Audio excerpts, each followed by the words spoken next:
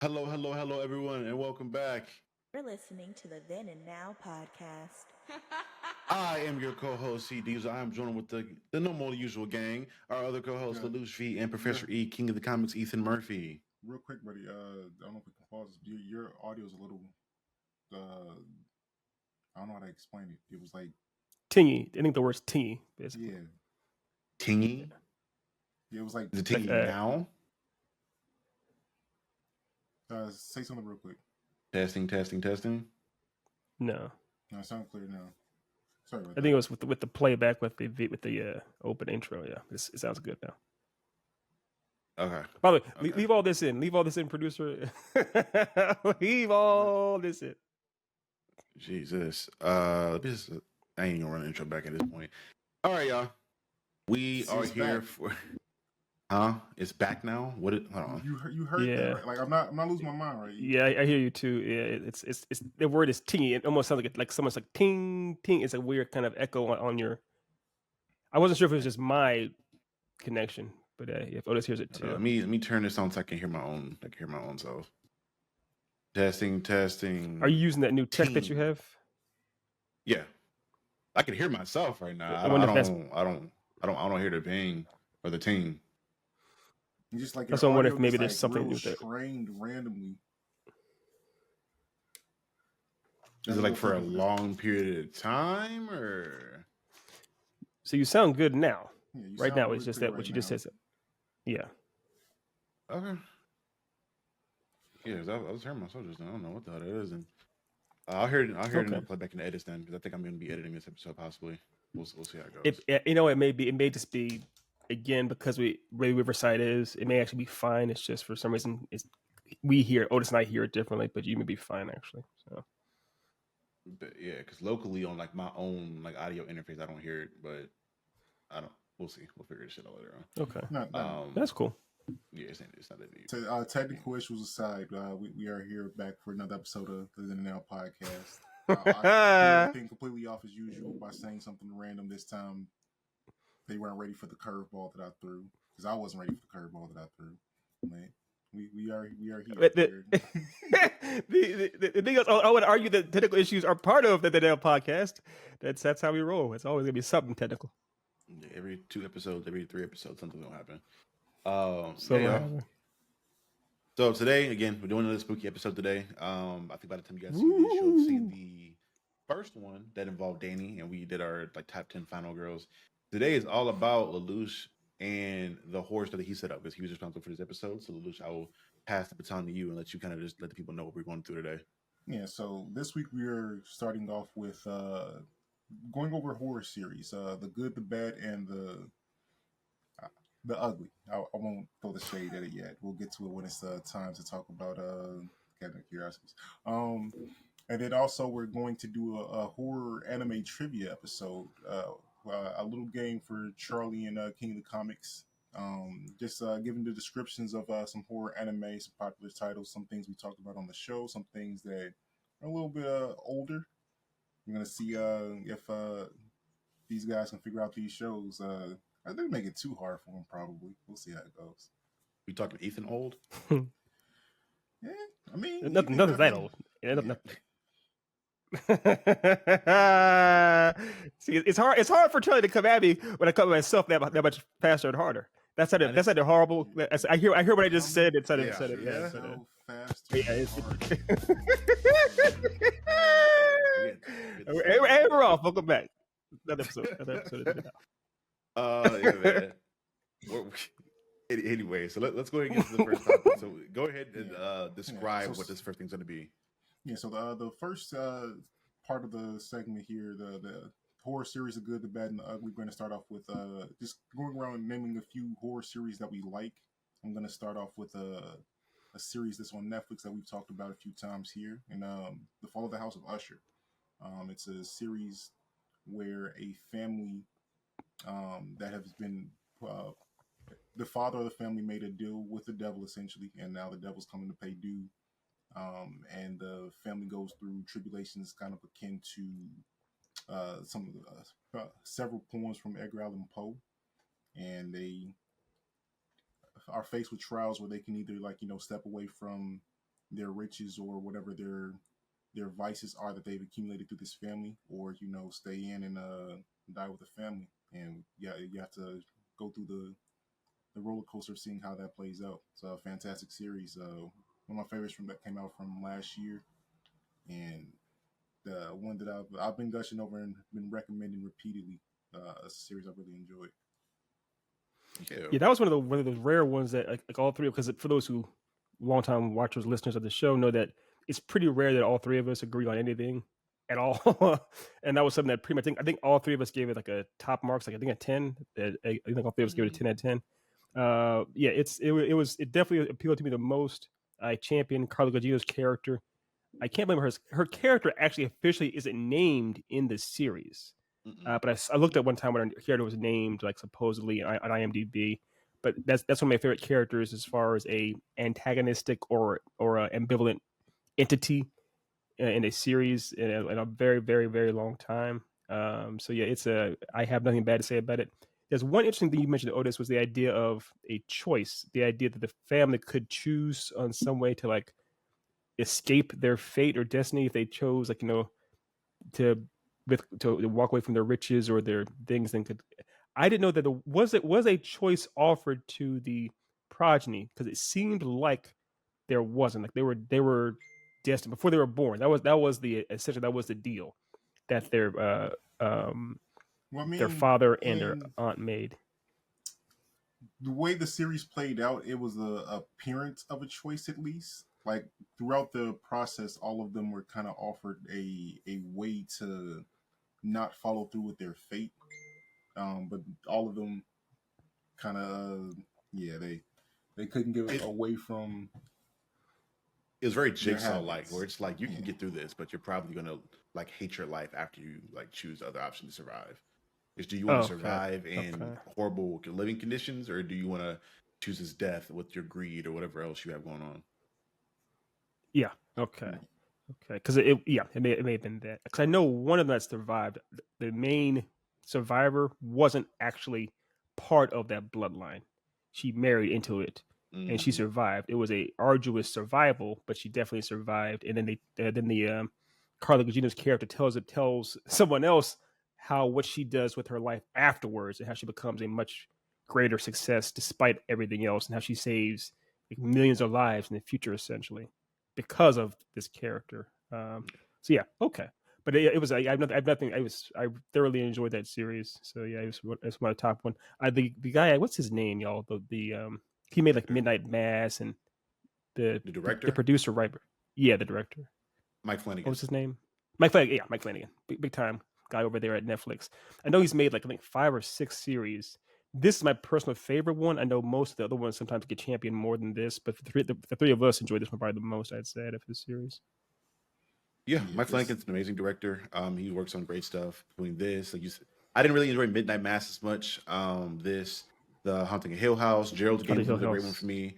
Getting into his feature films, Oculus is probably one of my favorite horror films that he's directed. Oh, way back with Karen Gillan, yeah. Yeah, so seeing going into modern news, I think he got greenlit to be doing a reboot or a requel, or I don't know what they're going to do for Carrie. So I'm really excited to see his take on that and how he does that. Right. Because he does not miss too much, and even with the stuff that isn't the best, is usually just like well made. So I'm really excited to see what he does with that stuff. And again, to your point with Carlos, he usually uses a lot of the same actors and a lot of his stuff too, just because he works really well with them.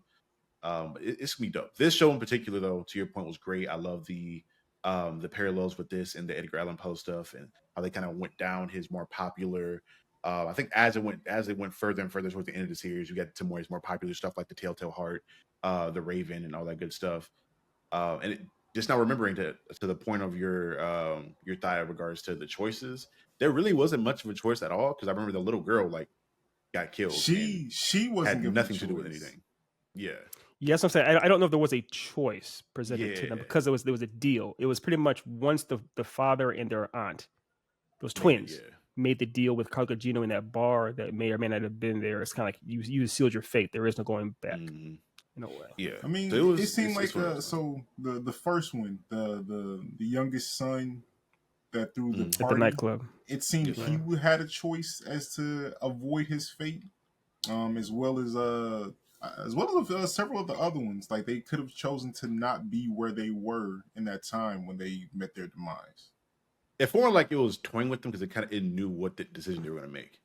I don't know if it's like an omnipotent entity, like it just knows the future ahead of time, but it like to an extent it felt like it knew what they were going to choose, whether that's because he knew the personalities of them, or she knew the personalities, or her literally being omnipotent because she would like literally toy with them and kind of play around with them, especially I think the second oldest sister who died from the mirror that was above her bed.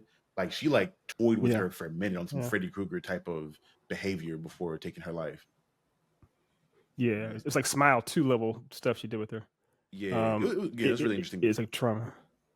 Mike Flanagan. It very much was playing them. The kills that Mike Flanagan usually has, he usually plays with reality and perception of time and things of that nature a lot and stuff. And the thing I love the most is that a lot of his horror kills and the atmosphere he builds feels earned. I think I talked about it a little bit with Smile 2, where I felt like a lot of the jump scares are a little cheaper and a lot of the deaths are kind of cheap. I feel like even if I get jump scared with his stuff, or even if I don't, I feel like the kill was earned. I feel like it was a proper build up that moment that was felt climactic for me. And that's what most of his stuff, in my opinion. That's mainly I would say his bread and butter is building the tension, making it awkward or uncomfortable. That's the whole. I'm not sure if you saw his film he did, Hush, on Netflix a few years back too, with his wife as the lead. His wife is in most of his projects as well. But the whole idea was in Hush is that the lead character, because of a meningitis infection, cannot hear. And so a person is trying to break into her home for most of the movie and stuff. And you're seeing a person, we're seeing the movie from her perspective as far as being deaf and how she's dealing with a intruder without being able to hear where he is, essentially. The whole idea is a lot of just tension, constant tension over and over and over again. So that's kind of his thing. So anytime you deliver on that much tension, the payoff is, if you can pay it off properly, makes it that much more effective. That's a lot of what the House of Usher is, because the whole idea is you're seeing, in a way, almost like several anthologies connected to each other, the stories of each of these kids, and eventually the father. And then you're seeing like pretty much a long story building up as far as what they are and why they maybe seem kind of devious in some way, and then paying off their life leads to their fate as to how they end their demise, so to speak. Mike Flanagan, guy, it's the GOAT for me. Well, not the GOAT, but I there's not too many projects that he's put out that I don't enjoy. He's on the list. He's on the list. Yeah, him and like Peel, what have you. Yeah, I agree. Is it me or Ethan next? I don't know what the order is on your screen. Good. Series, this is just good, right? This is good. A series I think is good. A series I finished rather recently on Paramount Plus being Evil. It's a show that I really, it started off really strong for me. I made a video. I think I made a video or two on it.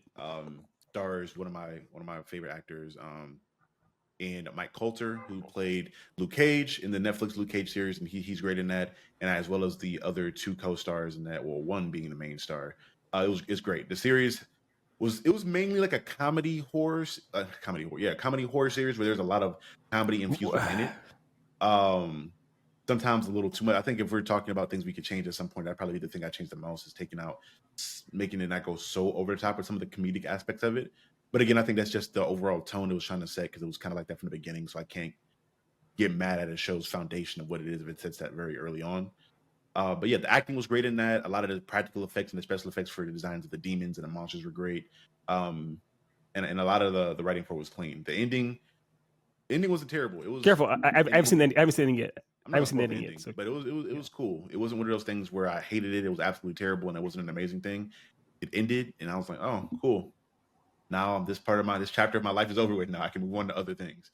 But this is definitely something you could watch with the family. Like it's a little spooky, but I think like if you have middle school, the high school kids as well, it's not that scary to where you can't watch along with them. So I highly recommend this show to a lot of people that just want to watch spooky and scary stuff, but don't love the super intense horror that you can find out there.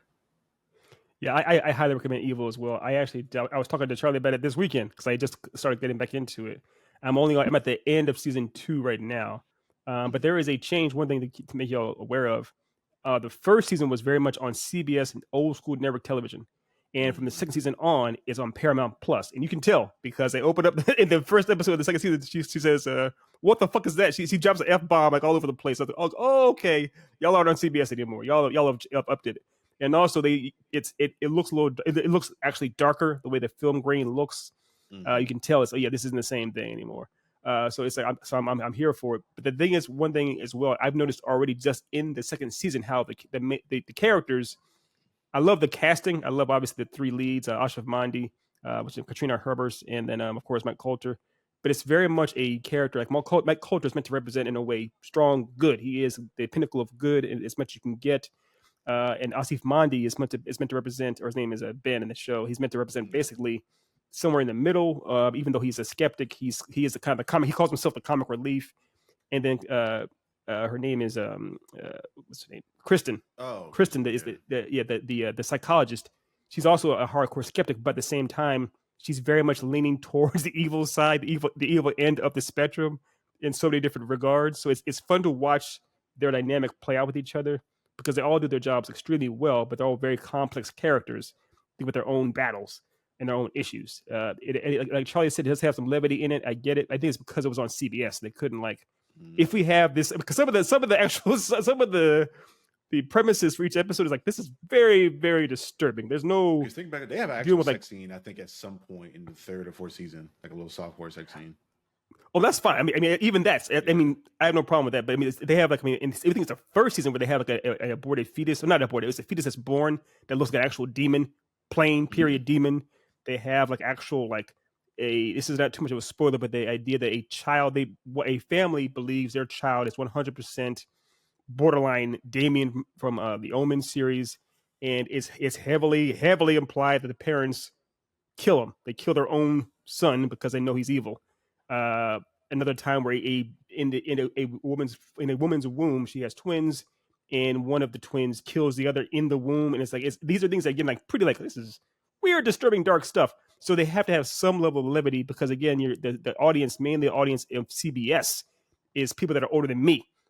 So if you have too much darkness without any light or levity, there'll be some backlash. I can see why they try to put some of that in there. I can see it can kind of offset some things. I get that, Charlie, but I see why they have it in there.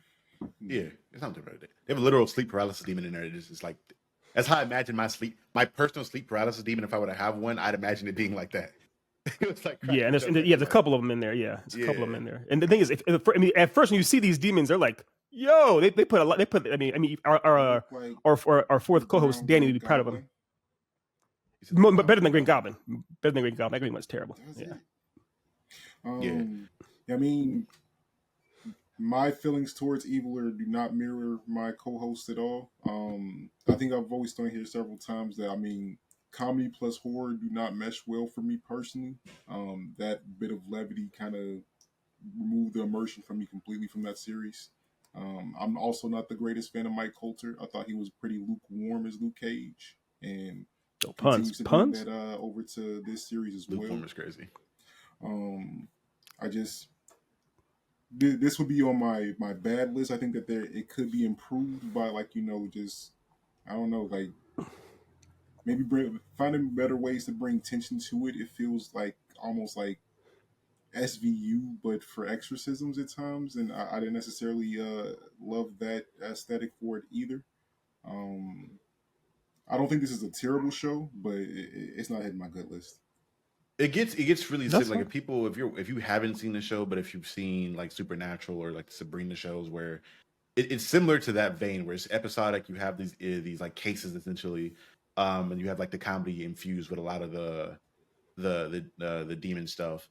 I think the only difference is obviously Jensen Ackles and I can't remember Sam's actor's name. Jared Padalecki. Jared Padalecki. They have a little bit more charisma and they have a little bit more chemistry than the other three. The other three have pretty good chemistry, but those two just have a little bit of an ick factor. I think that these three together don't have, but it's relatively the same tone if you're looking for a comparison, in my opinion at least.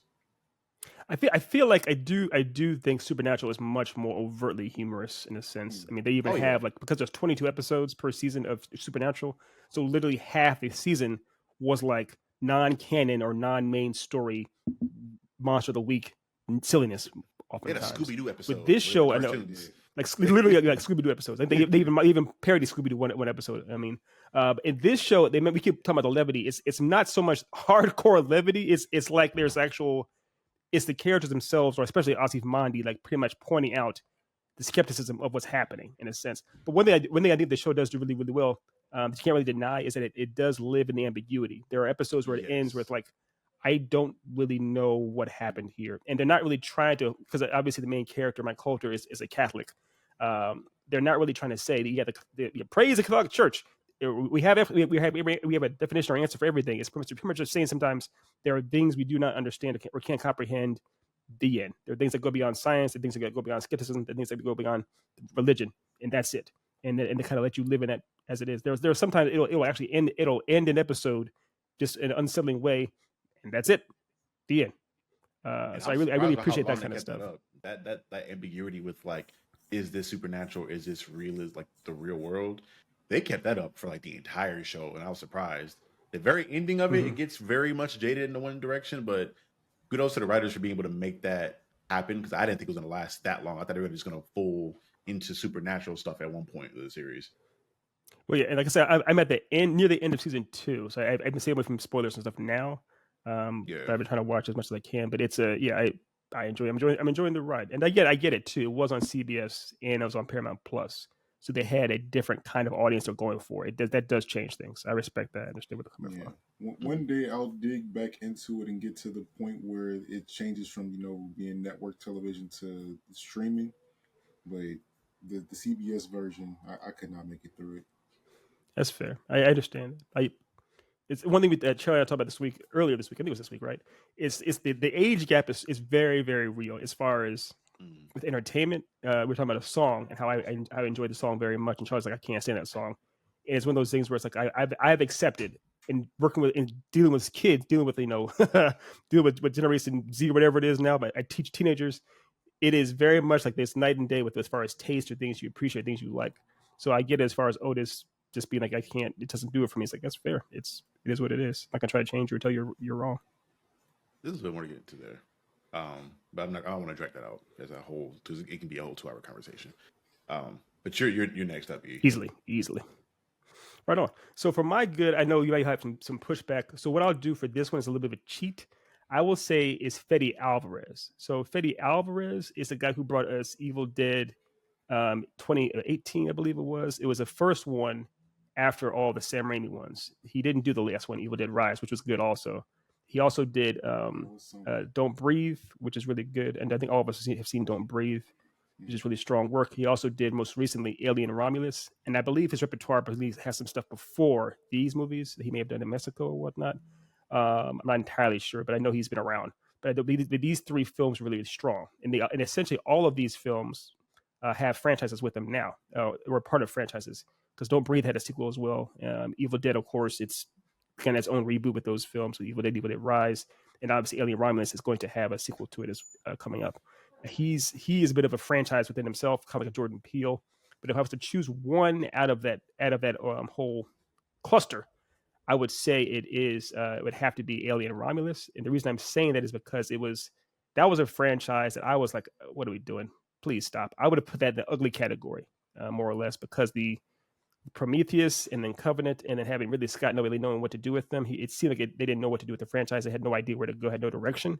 But he gave it a direction as far as like saying, let's kind of go back to the roots, as far as going back to adhering to what made it what it was, as far as making it focus more on some of the claustrophobic horror sense, and making the creature itself the star in a regard. So I would say Alien Romulus is back on the good side for me. If not that, at least Fede Alvarez as a director with how he handles franchises and IPs. We said pick a movie. This man went through a whole catalog. That's crazy. Yeah. I cheated. I cheated hardcore. Oh man.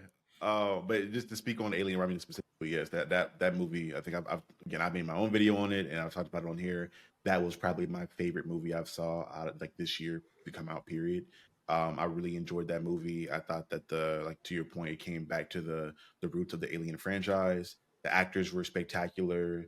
The special effects were, oh my God, like it was beautiful. A lot of the practicals that they did in there, as well as finding actors that fit that stuff. Because we talked about it before, but like the final xenomorph boss, and there was like an actual 7'4" guy that, if you're a basketball fan and keep up with this, the random basketball players that are around the world, you've seen this guy like on the internet and around. So the fact that he was able to do that and was pretty good with this creature acting as far as how his body moved, it was very impressive. It looked very good. So it could, I didn't think it was CGI, and seeing the behind the scenes and seeing that was a actual 7'4" man in that prosthetic makeup was great to see. And a lot of the writing wasn't super convoluted, because if you were a knowledgeable person on the Alien franchise in general, you could watch this and pretty much understand for the most part what was going on without having to have a lot of historical context. And if you are a fan and someone who's followed the franchise for a while, there's plenty of Easter eggs and writing aspects that were for you that you would be the only one to understand in this. So it was great to me all around. I really don't have any complaints when it comes to this film. Yeah, Yeah, you could watch it because I watched the buddy. I'm sorry. I'm sorry. I'm saying I still haven't seen it, but I've heard nothing but praise for Alien and Romulus. I mean, everything that I've seen from the trailers to just reviews of it, it looks great. Going back to being more akin to like Aliens, the second movie in the franchise, which is still my favorite. One of my favorite sci-fi movies in general. It's one of my favorite horror movies in general. So hearing that it's more akin to that makes me look forward to seeing it. Um, I agree with the difficulty in having to start this over, because seeing Prometheus and seeing how that was so basically pretentious with the lore, it was such a deep cut within the story that you had to go back and watch the movies before to really see exactly how that lined up. Because they did it without. Did they show a face hugger in that entire movie? I'm not sure if they No did. face hugger, but they showed the protomorph, like the first xenomorph that was ever created, apparently. But so I think Prometheus does have, because of the really really dumb scientists, they put their face right over the eggs, and they get killed the by. Scene when we assume that but it's not traditional face hugger, I don't think, in the sense. Yeah, it's like a really early, because she got pregnant with it essentially, like cut it out of her womb, and then it came this giant face hugger thing. Right, but when that was David put the little black dot thing in her drink, and she drank it. That's how she got into her womb. But the face huggers, they come and they kill the guys off before they get on the ship or something. So so they're kind of in there, but not in the same traditional sense. But they're just idiots. Yeah, that one I understand a little bit more, because it's supposed to be like the prequel that's supposed to like show how everything kicked off. So I understand how things aren't supposed to look how they're normally looking, and it added some interesting things in regards to a lot of the not the constructors, the architects. the architects. Yeah, it was a cool concept because you saw them in earlier Alien movies. So I'm like, all right, cool. This makes some sense.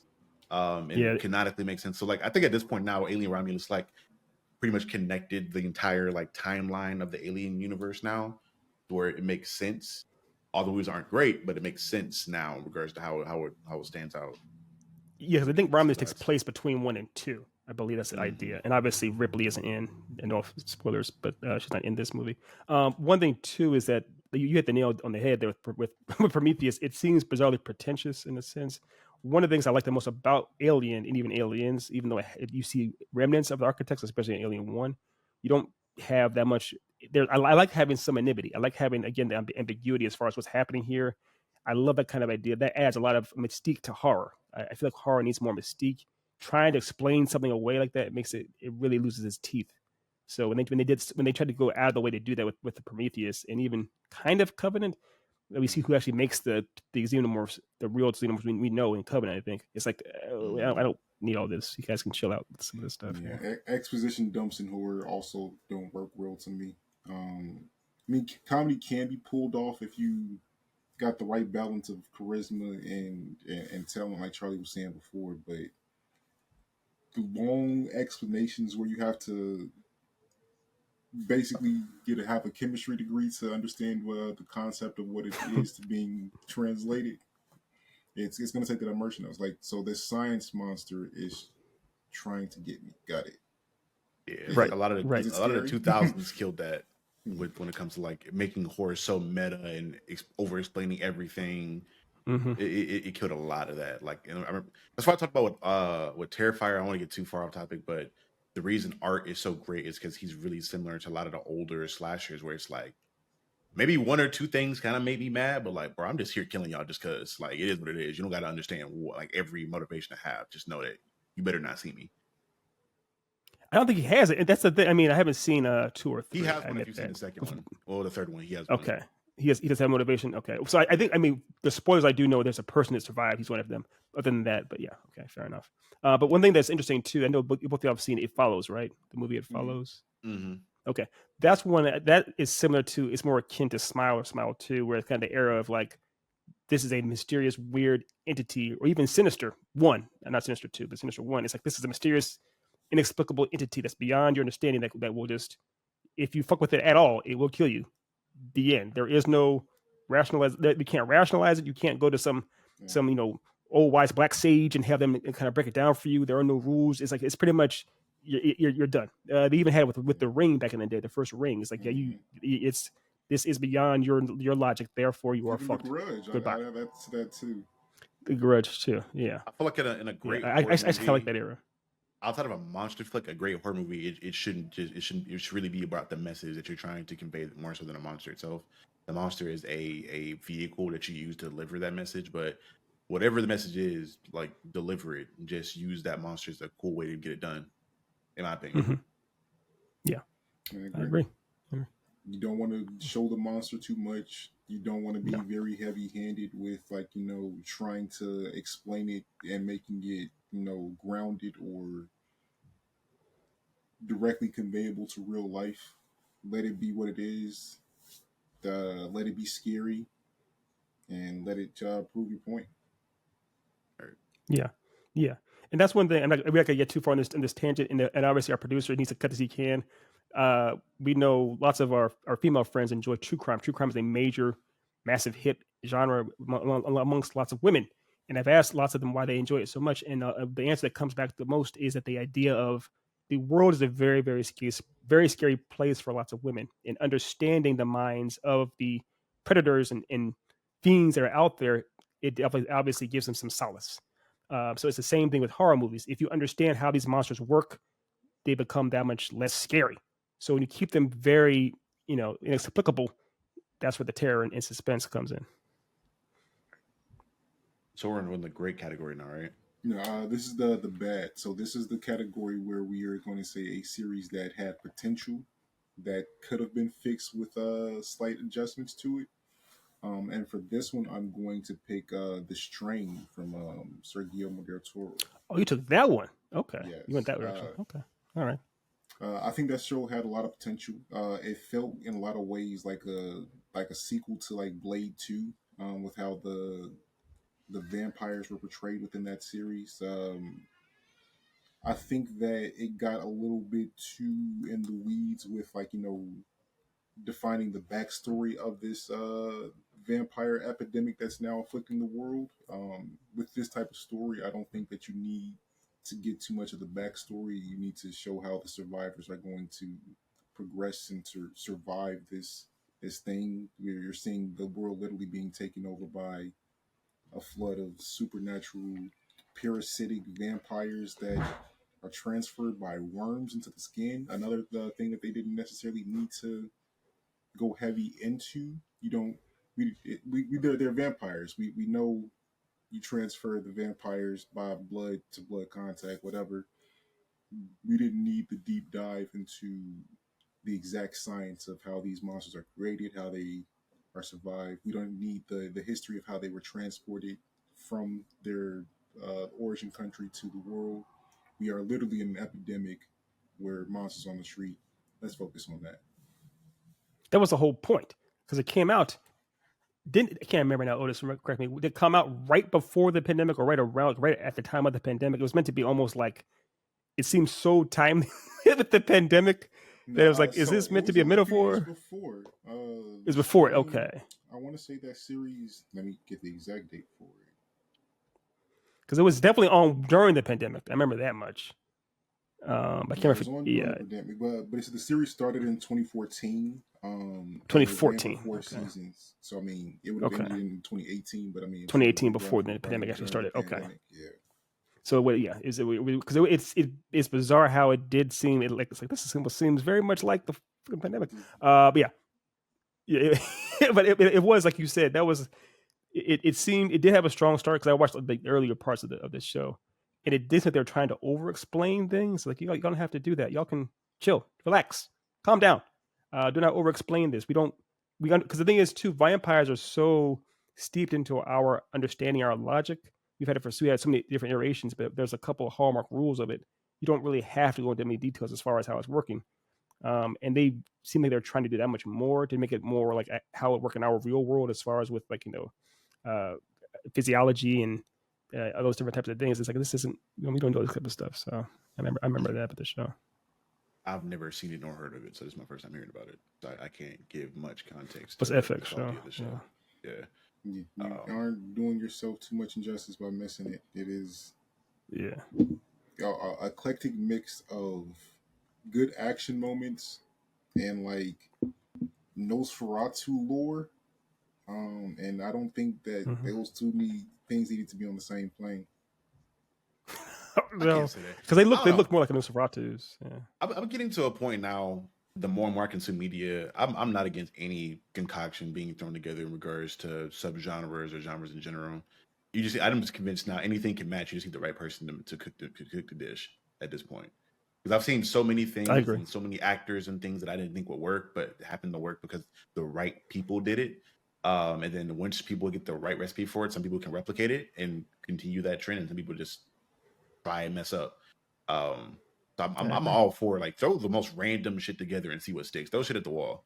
Throw all the spaghetti noodles at the wall and see what sticks. If you can correct something new that hits, sure. I mean, I guess that's the risk of trying something new. You won't know if it hits until it's out. Somebody's got to fail for somebody to succeed. You can't. Not too many people can do something great the first time, especially if it's like the first concept of that thing. Like somebody's got to fail to see where to improve. Yeah. And it's true. And oftentimes, most storytellers out there, we're not seeing their first attempt at bat. We're seeing this, even if we're seeing their they've done other things ahead of time, so they know. We love Jordan Peele or whatever, or Get Out was his first directorial debut, more or less. However, keep in mind that guy was directing lots of episodes of Key and Peele. He had been around in Mad TV for a long time. He knew storytelling and all these elements for years. So it wasn't like it was his first time at bat at all, as far as directly in specifically just in horror as a director, all out, sure. But he was definitely dipping his toes in it for years ahead of time. So he had practice, lots and lots of practice. So it's very rare. I mean, it's someone that must never really happens when somebody comes off the bat and just does something completely different and it's a home run. It's very, very rare. Mm-hmm. Is it on me now or is it on? Yes, it is. Yeah, it's on you. Yeah. Okay. And this is the bad portion, right? Mm-hmm. Archive 81 would probably be the one that I think was bad. Yeah, I remember that. A series that started on Netflix, if I believe right, as a Netflix original, but then like got canceled and like cut from the platform altogether. I think I saw Is it removed? Amazon. I'm pretty sure I saw it on Amazon like a couple months ago. Oh, word! I didn't know it got removed. It was either Amazon or HBO Max, one of the two. They dropped. I didn't know they dropped it. It's one of those series that had a really great thematic premise to me, and started off really interestingly, but it was really it was a lot of empty calories, for lack of a better term, for me. Where you introduce, for me, I'm always for playing around with VHSs. Just for the fact I was like, my generation was like at the end of VHSs. Like I still have some VHS tapes for certain movies that I remember watching a lot. That's growing up, crazy. like the Harry Potter series and all that good stuff. So crazy. I got to see what VHSs were like, but it still somewhat feels like a distant thing to me as well when I see it in film. So when I see people play around with stuff like that, I'm like, okay, cool. This is a callback to something I'm familiar with, but also feeling also aged at the same time for me. But literally that was the only thing about that series that really made a lot of sense to me. I understand them trying to play around with time dilation, and when events were happening chronologically. But for me, like it was just the whole Ring, the matrix that I got from that, as far as him playing around with this spooky VHS tapes. Because in general, like using a VHS tape is kind of spooky if you're doing it at 2:00 in the morning in general. Like the little staticky screen, getting it in the whole thing. So that played a lot into it. But I wasn't a fan for a lot of that narrative that they had in regards to him trying to save this young lady by using the tapes to play around with her at different points in time, and then them eventually coming into the same timeline. It was a lot of like time travel, and that was really. Again, we talked about you not having to explain everything, but when you're playing around with time travel, I think you need some explanation there to some extent. If it's not going to be a supernatural thing that one person has, like a power somebody has, if it's just like an event that's caused by you using a subset of things, I don't know. That show's very confusing to me. It was such a slow burn. Like I'm all for a slow burn, but that show was such a slow burn where there'd be episodes that would go by where I feel like nothing really happened to push the narrative forward. It was just there for the vibes. And you're unlimited. You're unlimited time too. It's only experience, and it's like, damn, that happened to you, huh? No. I don't care. Yeah, what's the point of it all? And the thing is, so I only watched the first 4 episodes, I think, and I was kind of like, I have no investment in this show. I wanted to like it because the main dude, I forgot his name. That brother is a. I always enjoy his performance. Yeah, you guys' name? But I enjoy that dude. He Mamadou Aifi. I think it's. I believe it's African. Probably. I know it's African. Yeah, I'm very aware it's African. Trust me. Yeah, I mean, I guess African American in a different way, but yeah, he's been in some funny stuff. He's done some very, very funny stuff. He's done some very dramatic things. He's been in some horror. He's clearly liked in Hollywood. He gets work pretty steadily. And his performances always seem dialed in, very dialed in. But I just couldn't go with him on this show. And you're right, though, what you said, Charlie, as far as the whole VHS tapes, especially nowadays, they seem like a hallmark of bygone era, to where it feels like a very creepy thing, having the kind where you see like the staticky look of it, and how it seems like you're being transported to a different time, a bygone era, in a way that just feels super nostalgic and dangerous almost. There's a whole series of horror films called VHS that's still going on now, and they are very creepy because they're all like shot on they're shot on VHS, so to speak. That aesthetic in and of itself is inherently creepy. It just is. Now, so it's so yeah, it had lots of potential with Archive 81, and it went absolutely nowhere. So I agree. For sure, that's my bad show. I agree with that notion completely. I usually like his performances, but he was not charismatic enough to kind of like really pull me into the series.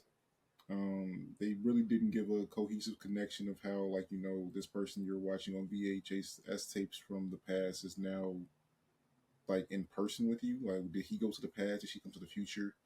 Was it never in the past in the first place? Why are they on VHS tapes if they are in the current? It's a lot of questions that just did not get answers. And when, like, you know, when the monster or the antagonist of a horror series is a force, there you need some explanation of the force, because it's not a physical thing that you can see affecting things. And they did not give that for that series, so I agree with you completely. Yeah, or you need to at least see what the force can do. Yeah, I wanted that show to be. I wanted it to be good. I wanted it to be. It seemed like an interesting premise, and I really enjoyed the sugar coating on top of it. But I just the meat and potatoes didn't really get it for me. Yeah. Nice. Yeah, the dessert was almost there, but the actual entree not so much. Right on. So I'm gonna for this. I wonder if this will work for it. I'll try to see if this will work, and y'all can correct me or stop me if it doesn't work as far as a bad. I have a different one for bad as well. So what I'm gonna say for bad is actually the Terminator film series. So the show, the last anime for Terminator was decent enough. It's pretty legit. The three of us all agreed that it was pretty much, it worked for the most part. It did work, it has some potential. But the film series, you realize that there are 6. I'm not kidding. There are 6 Terminator movies, and most people, a vast majority, only think that 2 are worth your time. And you could have said those 2 are great. Fair, those 2 are great. I love them. But when you have literally what like 60% plus 66% of your film series is deemed bad or unwatchable, that's a problem. That's a problem. And it's not like it was like, oh, they're interspersed with it. There's one good one here, a couple bad ones that are good one here, then a couple bad ones. No. It's the first two and then 4 bad ones in a row. So that's a real downer. So I feel like that's a bad. It is gone right to the bad territory. Yeah, the anime series has some strong ideas, but I guarantee you, because they wouldn't go. I'm sure another movie. Yeah, yes, yeah, 100%. But they will not. Whoever make the film producers are for those movies, they will not use anything from the anime with those ongoing films. I promise you, they won't. They'll pretend they don't exist. So Yeah, I legitimately only remember the plot for the first and second one, and then the newer one just because I saw it. And I was like, "Oh, Arnold's back. Maybe I'll go check this out." And they got Sarah Connor back. Let's see what it's like. Outside of that, I don't remember much else. I was like, "Ooh, Arnold. Ooh, Sarah Connor." All right, that's it. I think there was something to do with a nuke or like a bunker, I think, or something happened like that with that. possibly, I don't remember much else about that movie. But the first two were great. I know the third one has a bunker in it too. Yeah, the thing is, it's you have to realize your modern audiences, they don't really care that much about Arnold. They definitely don't care that much about Sarah or Linda Hamilton, Sarah Connor. It was like 30 plus years since I last saw Sarah in the 90s. So it's kind of like, why is she?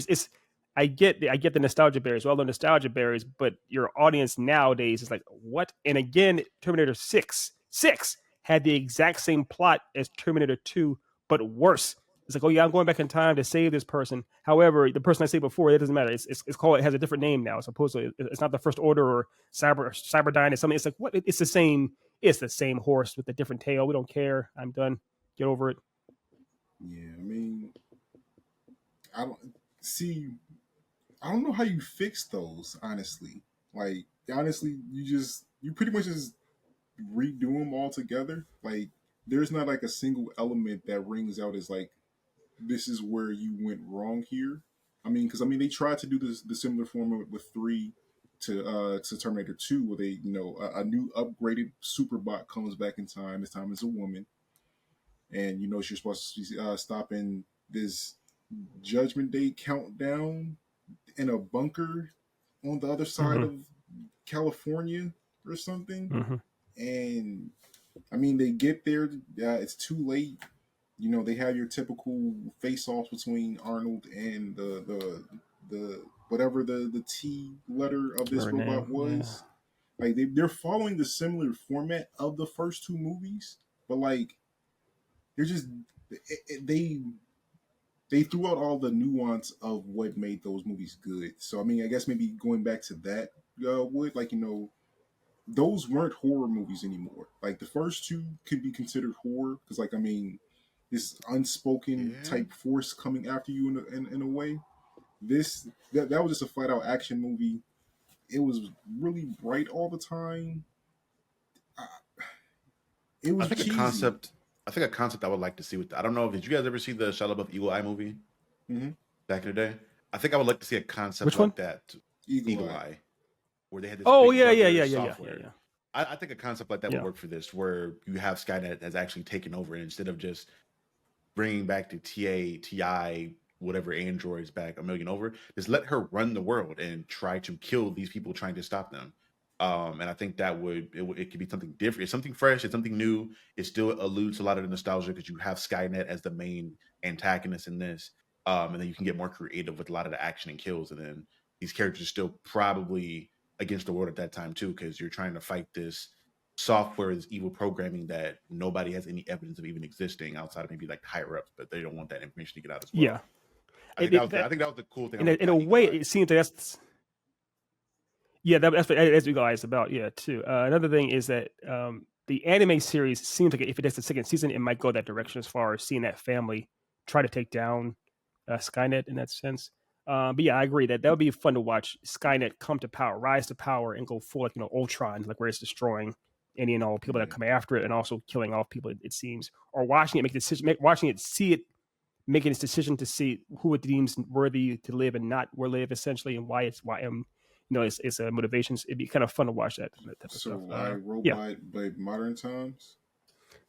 Just no robot. Yeah. If you have to throw in a robot, like the very final scene or like sequence could be he unveils the first Terminator, and that's how that's what they deal with.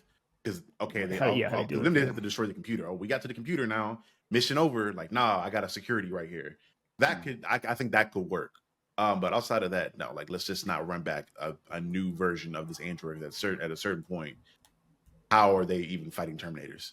Because there's no way you speak. How is the timeline That's not like destroyed at this point, right? Like with all That- the people that have been sent back in time on both sides, both people and Terminators, you know, nuclear bombs have been set off. Like, where's the butterfly effect applying? Where's string theory? Right. Like, there has Yeah. to be Things have gotten. type of, like, Well, they talked about it in the new show where it's like, well, you got sent back, and since you've been sent back, you're in a different reality now. So like, the reality is Yeah, still you've real, affected the world's still real. timeline. it takes the anime to bring that out, not the 6 movies that existed. Well, That's what I'm saying. The movies are yeah. done. Yeah. Yeah. The anime they say, yeah, pretty much. Yeah, you're my mom. You're actually you're my mom. You're their grandma. You had to take care. This is the third timeline we're in right now. They have no. It gets really messy at the end there. Yeah. Yeah, it's a lot. It's a lot. Was it Ethan? No, Ethan just went because you said Terminator. Yeah. So we're on to the So, great now, right? Now this is the ugly. This is Yeah, I don't know if there is a great. Oh, so you want to do a good, great? bad, ugly. He said, It's good, great, bad. Okay. I was wondering, like, do you have a great, Charlie? Is that what you keep saying? Great. I mean, I have one, but we can save that for after we finish the actual. Okay. Planned. Yeah. Okay. But for the ugly, it's the one that sparked this conversation here in general, and it's going to be Guillermo del Toro's Cabinet of Curiosity. He will not let this shit go. No, He has beef for this show. He will not let this shit die. He is angry. He is mad. He's mad. He is mad about this. Because why did it happen? Money. Why? Yeah, that's it. Well, his name was This show felt like what a lot of those like the Warner Brothers studio when they canceled that Batgirl show. That Scooby Doo Christmas movie, like it felt like a money dump where like, okay, we got to spend this bread, or we have to make this movie to keep the IP ownership. You're right. Let's just do this, and we'll throw this guy's name on it to get people to watch it and try to recoup some money. I wonder if that was it. That's why. Yeah, I wouldn't be, because the show, if it gave that kind of energy, because it was an anthology series that again is kind of easy to make, because you can just have a lot of other people write those, and you don't have to pay one big director the money. You can go to these smaller people and be like, hey, write this thing. It'll give you some publicity because you'll have your name on attached to something big. Here's a little money. We're not going to give you a lot of money to get it done, and go make this thing, right. and then we'll just attach Guillermo del Toro's name on it to have him be like the thing. Because it didn't feel like it wasn't cohesive at all. It wasn't like, this show was one of those shows to me that it's bad, but it's not so bad that I hate it. It's a show that I just forget about. I'm just like, okay, that's why I felt. It felt forgettable. It felt. I feel like mid. It's like, this is just low tier mid. So he brings it up, and I'm just like, oh yeah, that was bad. That's crazy. Yeah, and no one remembers it. No one gives this series any heed. No one. So it's very low tier mid. But Otis, go ahead. I'm sorry. Yeah. I mean, another thing that I've said on this show before, I'm not the biggest fan of anthology series, but for the ones I like to see like some type of recurring theme or overall connecting piece between the series from one to the next. This one gave us super rats that were Robin Graves, a lotion monster. I forgot about this. Oh yeah, the lotion monster. What a weird one, that one. The mutant rat thing was kind of annoying. I ain't gonna lie. I forgot about it. Why would you? What is your plan for chasing these rats through this sewer? Like, you thought you were just going to drag a whole body through these caves that you can barely navigate through? Like, well, wasn't it that like he saw the rat drag like a gem or like a bracelet, a ruby or something out there? It was some jewelry. On Robin. Yeah, you know, they had they had a ring, a necklace, and a few other things, and you got literally dragged through a hole that they made through the casket. These things that drilled through the ground, and the cat. What did you think we were gonna do to these things? Like, how did these? Yeah. What was the? Because didn't that one end with him like he like confronted all? He was like in the cave with all of them around him, kind of a thing. Isn't that how he? Like, well, I think there was like a big super rat. Wasn't there like one massive one? Yeah, there's like a mama rat, a king rat or something. That was there king. too. Rat king. There's so many rat kings in fiction. It's like everything from Batman to the Ninja Turtles. There's so many rat kings, man. It's Guns in Destiny 2 being called the Rat King. Yeah, that's right. Yeah, that's right. It's one of those not say primordial, but one of those like early things that human beings fear to an extent. Like rats, snakes, like locusts, insects, a lot of those things that were like really, really irritants to That us. Rat King is probably like living in New York City right now, like with some Tim's, several of them, and a bubble cut on. It says some Tim's on. Some Tim's on. He eating so many Tim's. Yeah, that was it. Yeah. Yeah, that shows something. I feel your point though. I feel you. I mean, again, I'm not disagreeing at all. It was really bad, horribly so. But I'd be interested to know. I don't think Guillermo del Toro did anything with this. I think he did. I think it's like the Shaq comedy jam thing where he's like, yeah, my name's attached to get you to come see host. it, but yeah, I'm not. Yeah, that was. You can tell they tried to do a lot of the Tales from the Crypt type of vibe with that whole thing. Kinda half-assed it. I mean, yeah, I just Guillermo's track record would be is just little, like, I mean, he has a super home run with Blade 2. I mean, again, one of my all-time favorite movies that I've said multiple times in this podcast. Then we get The Strain, and then we get Cabinet of Curiosities. I mean, there are some. He gave me Hellboy, so I ain't tripping on that. Yeah, he gave us Hellboy 1 and 2. I like Hellboy 1 and 2 as well. And he did what was that movie? He did that joint with Crimson Fear. I think it's called Crimson Fear. That was called Otis, the one that has Tom Hiddleston and Jessica Chastain. I want to say that's up in that house. Let me check. He did Pacific Rim too. I think I enjoyed Pacific Rim. He the thing is, typically when he's dialed in, especially obviously with his Oscar winners or whatever, he gives 110%, and it's clear he's passionate about what he's doing. You may not always dig it as much, but he did his joint. The first thing I saw him do was The Bone Collector with Denzel Washington back in the day, and Angelina Jolie. Another great one. And it was clear he was dialed in. I don't know if y'all saw that. Which one? Antlers. Which one? Antlers. Oh, he did Antlers. Yeah, that's him. Yeah, I see. Yeah, that was good. That was good actually. Okay, I didn't know he did that one. I forgot about that. But yeah, so when he's dialed in and he has a free reign to be a bit more creative with his juices, it's like, okay, cool. I feel like, go ahead, do your thing. But like, it was very, very apparent from the start with this series, he had nothing to do with it. The whole idea was him like opening up a cabinet and talking about some random piece of jewelry. I mean, it was clear he was there for one day, looked at that one piece of with some random ottoman and said, "Okay, where's my paycheck?" He recorded that entire show's like all his things in one day. That was one shooting. You can't convince me otherwise. That was not a multiple day shooting thing. Yeah. That was one, yeah. So it's I'm not going to destroy his track record because I mean, like, Pan's Labyrinth, Hellboy. Yeah, Pan's Labyrinth is great. Bone Collector. I don't know how y'all feel about the Hobbit movies at all. Which movies? The Hobbit movies. The Battle of the Five Armies is him. Oh. Well, so no, I thought the thing was obviously Peter Jackson came back. I don't know if Guillermo did any of them actual filming any of those movies though for the Hobbit. Yeah, I think he did some pre-production, but he didn't actually film them. He had left before. Did Scary Stories to Tell in the Dark, which I really enjoyed. Oh, that thing. Yeah. I saw some of that. I was like another horror, literally a horror anthology series that I think he was actually directly involved with. That was actually good. So it sounds that was one that has convinces me where I'm just like, I don't think he worked on that. You weren't involved with this one. Yeah, that's one that has that iconic like large blob thing. Good too. I'll give him that. Splice was one of the better movies in that. That was weird. I haven't seen Splice. It was interesting. That was Adrian Brody, right? Mm-hmm. Oh, I have, with him and his wife, and they have that kid thing, and it's like, that is a, if you're looking for a weird experience, get toasted and watch that with your loved ones. That's like, oof, what are we doing? That's a weird one. Crazy. No, but I will never let go of how egregiously bad Cabinet of Curiosities was. He didn't have to put that out. We didn't. We've seen worse though, right? We definitely. What are we talking about? What are we talking about? We've seen much worse. We've seen worse than a lotion monster. What yes. What was worse than that? Besides like Matrix 4? I mean, Matrix 4. My God. I mean, what was that Mortal Kombat movie where it was like you could just feel the room because it was like 12 of us in there. Yeah. It was 12 of us. We're like, oh, this is. That was hilarious. Legends too. Yeah, that was hilarious. Yeah. We could. That was funny. You could feel the whole room sink down as the further we watched. But I think what it was with this Cabinet of Curiosities, like the lotion monster and shit. I feel like it was basically a whole bunch of people that were probably high threw out high concept ideas. Like, what if we had a rat? Rats or a bunch of rats that were stealing stuff. Cool, go with it. It was, or if we have a monster made of lotion that was gun, go. They didn't really have any plan. They were like throwing out ideas, like Charlie said, as far as throwing a whole bunch of spaghetti on the wall, see what sticks.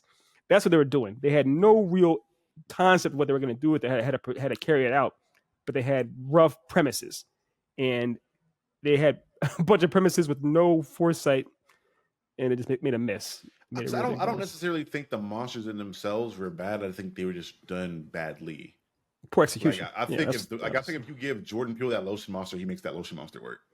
I don't know. Mike Flanagan makes that lotion monster that's work. Possible, because I mean the thing leading up to it, like, you know, like her having the inhaling the beauty standards put on by the TV at that time period. I think it had some good bones to it, but yeah, the execution was just. I would argue the substance. Y'all have heard the movie The Substance is basically that same premise or concept executed a lot better. The movie that's out now, The Substance, as far as beauty standards, how that warps women's opinions of themselves and how it's unfair, standards, all kinds of stuff. I feel like that's the idea they're trying to go with. But again, the idea of a lotion monster is such a, it's like a rejected. I bet you they tried to pitch that to, what's it called, Black Mirror first, and they're like, "What are you talking about? No." It can work. I think it's possible.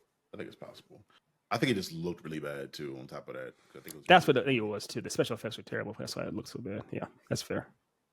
I don't know if you've seen those videos of that dude. That one creator who his thing is like doing like food reviews, but like he'll eat a thing, but then he'll like wrench himself and stuff to like do a deep monster voice.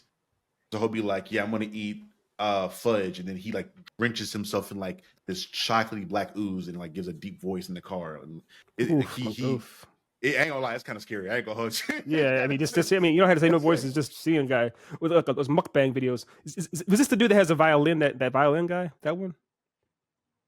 Nah, he's just like there was one mukbang guy that. He's like Keith Lee. He's just like, "Yeah, I'm gonna review this McDonald's thing," and then cut to him being drenched in ranch or something. Like he's just a ranch monster. Okay, now maybe there's a different guy there. But there was one mukbang guy that did all the kind of food stuff, but he also could play, like he's like a master violinist, but he was, but I mean, it's different. Never mind. Okay. Moving on. Was it my turn? Oh, I think it's Charlie's turn for Ugly, right? Yeah. Yeah, for me, horrible horror series. Like, I'm trying to think if there's anything that I think is like, because I feel like generally with horror with me, it's either it's like failed execution, where I can see the concept, or like things start well and end bad. I don't think there's too many that are just like outright like deplorable that I can think of really from my perspective. Well, I lied. Well, this one's really it's really decisive, or not decisive, but divisive in the community. But the horror Halloween, the most recent one, not Resurrection. It's called Halloween Ends, right? It's called Halloween Ends. That's what it is. Oh my god. Yeah, I was. It's canon assassination. That's the problem. Not necessarily, because So we talked to the director. I think this is the wrong person for the job as well too. Because after seeing his thoughts on it, because his biggest thing was like he had difficulty writing for Michael because Michael did really have a lot of lore, or he didn't speak, so he was having that difficulty there. So I understood that. And understood the concept that he tried to have in regards to like passing the baton to somebody who did have more of a character that he could write around. I just think that he didn't commit to that idea because you killed that person off in a very anticlimactic way just to have there be this big ending ceremony for the death of Michael Myers himself. At the very end of the movie to close it out. So I think there's just a lot of kind of similar to like the new Star Wars franchise, the new trilogy, where there's a lot of like ideas that weren't finished or weren't kept to, and a lot of stuff. Even the director mentioned he told the main actor, the guy, like he's done great work. That guy's amazing. He's a great actor in that role. He was like, yeah, people are gonna hate your character. Just know that ahead of time. Like before he signed on, he let him know that. So it's one of those movies where I'm like, it was really bad to the idea that you had, but you didn't commit to the idea, and you already knew this was gonna be very experimental because people expect a certain level of thing or a certain type of thing out of this character and out of this franchise that you just didn't deliver on. Even with the second one, it was like, okay, it wasn't great, but at least it kept to a lot of Michael stuff that Michael does. So people were cool with that. Well, at least for most of the horror fans or the fans of the franchise were cool with it.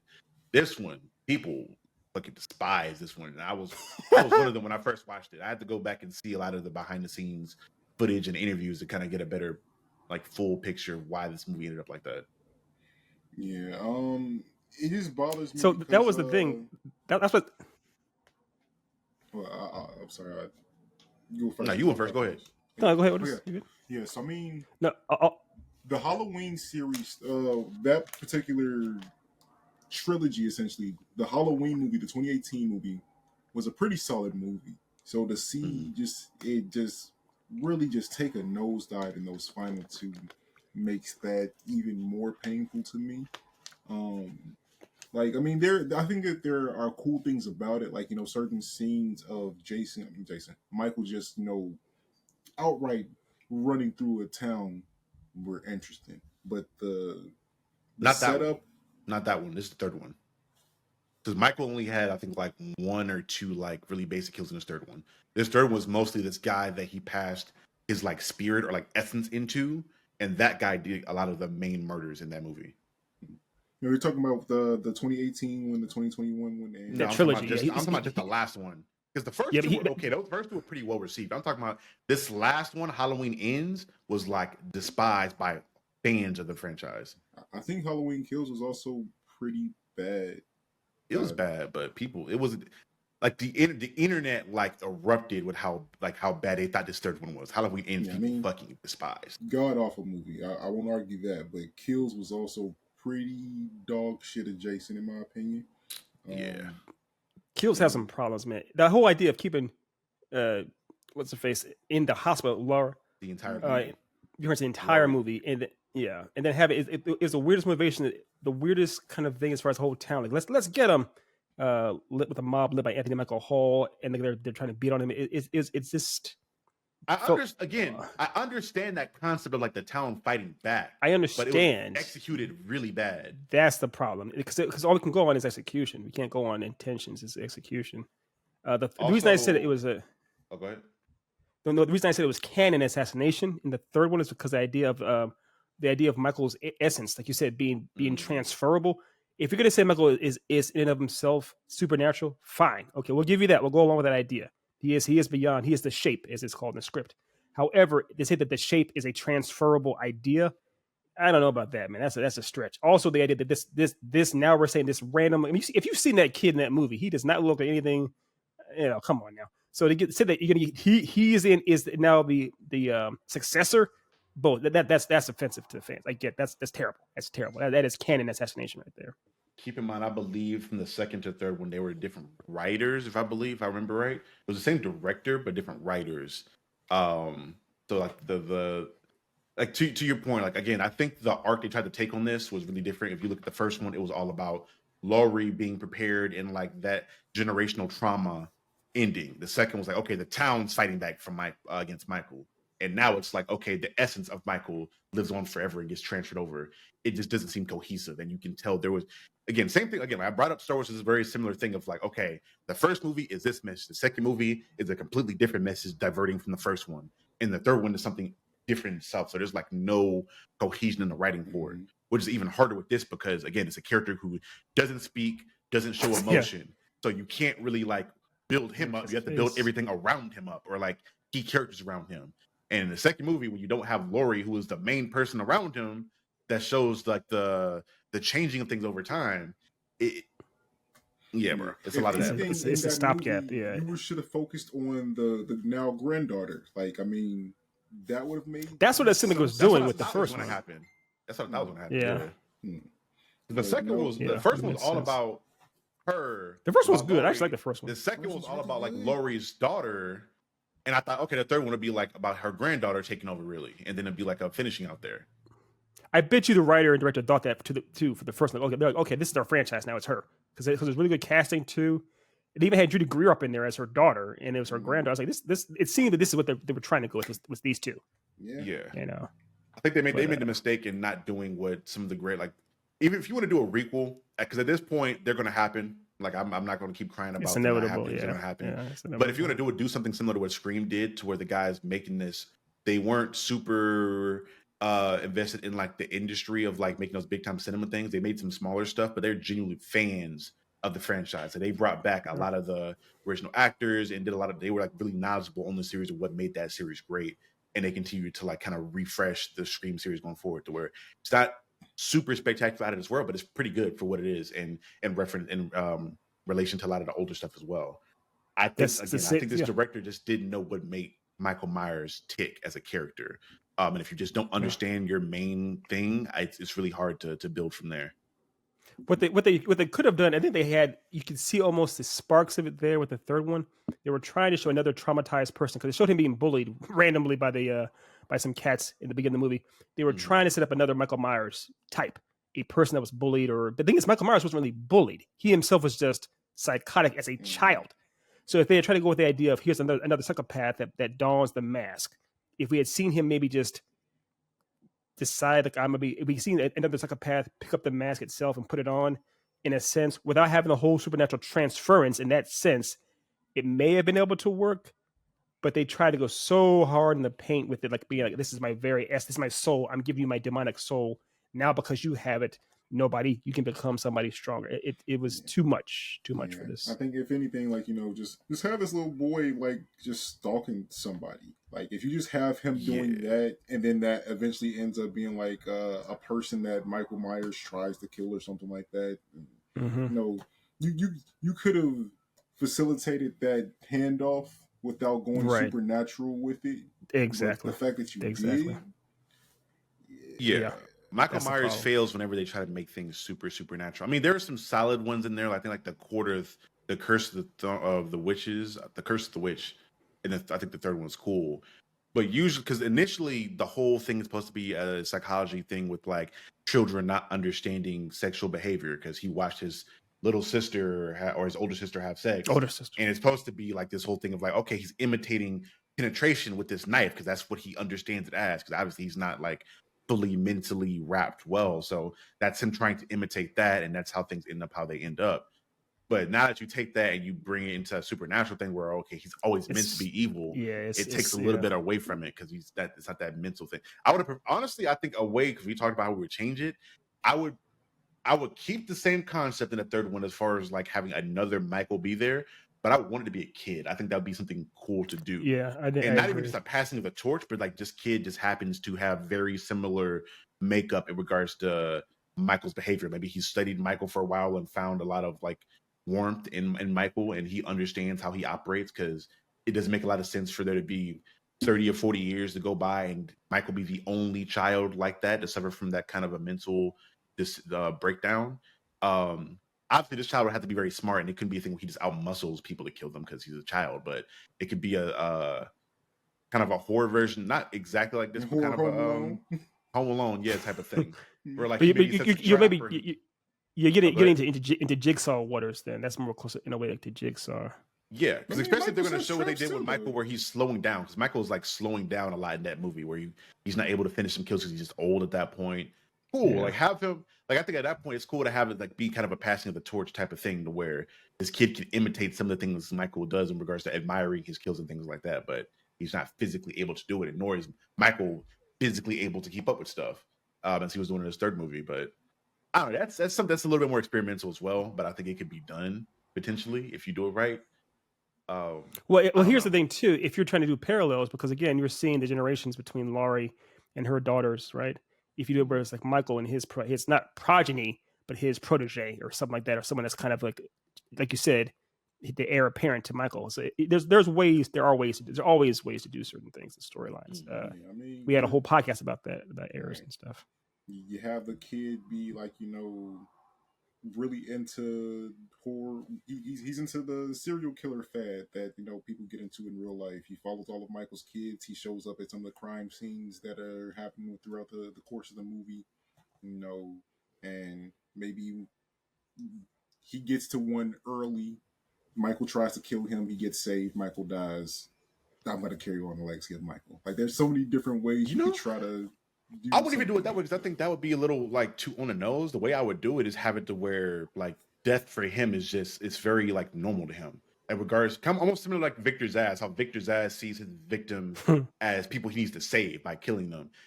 it could be a thing of like, okay, this person is loud and it's like disrupting me from focusing. I kill him to put me at peace. Or like these people are disturbing me, or my natural ways of going about life, they're in the way. So I kill people to make my own peace more of a natural thing versus just have him be that super fanboy thing. Because I think that's a lot of what you got here, where he's like, teach me how. Well, even with this one, he was like, show me how you do it. Or like they went on a kill together. He like watched Michael kill somebody and like imitated that. I'm just like, it's too on the nose, and we've seen it so many times. Scream, I get to your point, is the most frequent thing I feel like, where we just seen people try to imitate and be super fans of its killers so often. Yeah, that's the whole idea killers. of Scream. Yeah, if you in a Michael Myers movie, for me, if you're gonna pass the torch, it needs to be very much focused in mental health and like the or lack thereof, or the quality of, for me at least, and how I've seen the show covered. Yeah, there are different ways. Yeah, it's something. It's something to talk about. But yeah, fair enough. So for me, then moving on to my ugly. Of course, the biggest elephant in the room is I wasn't sure if I was going to say it or not. I'll go ahead and get it out of the way.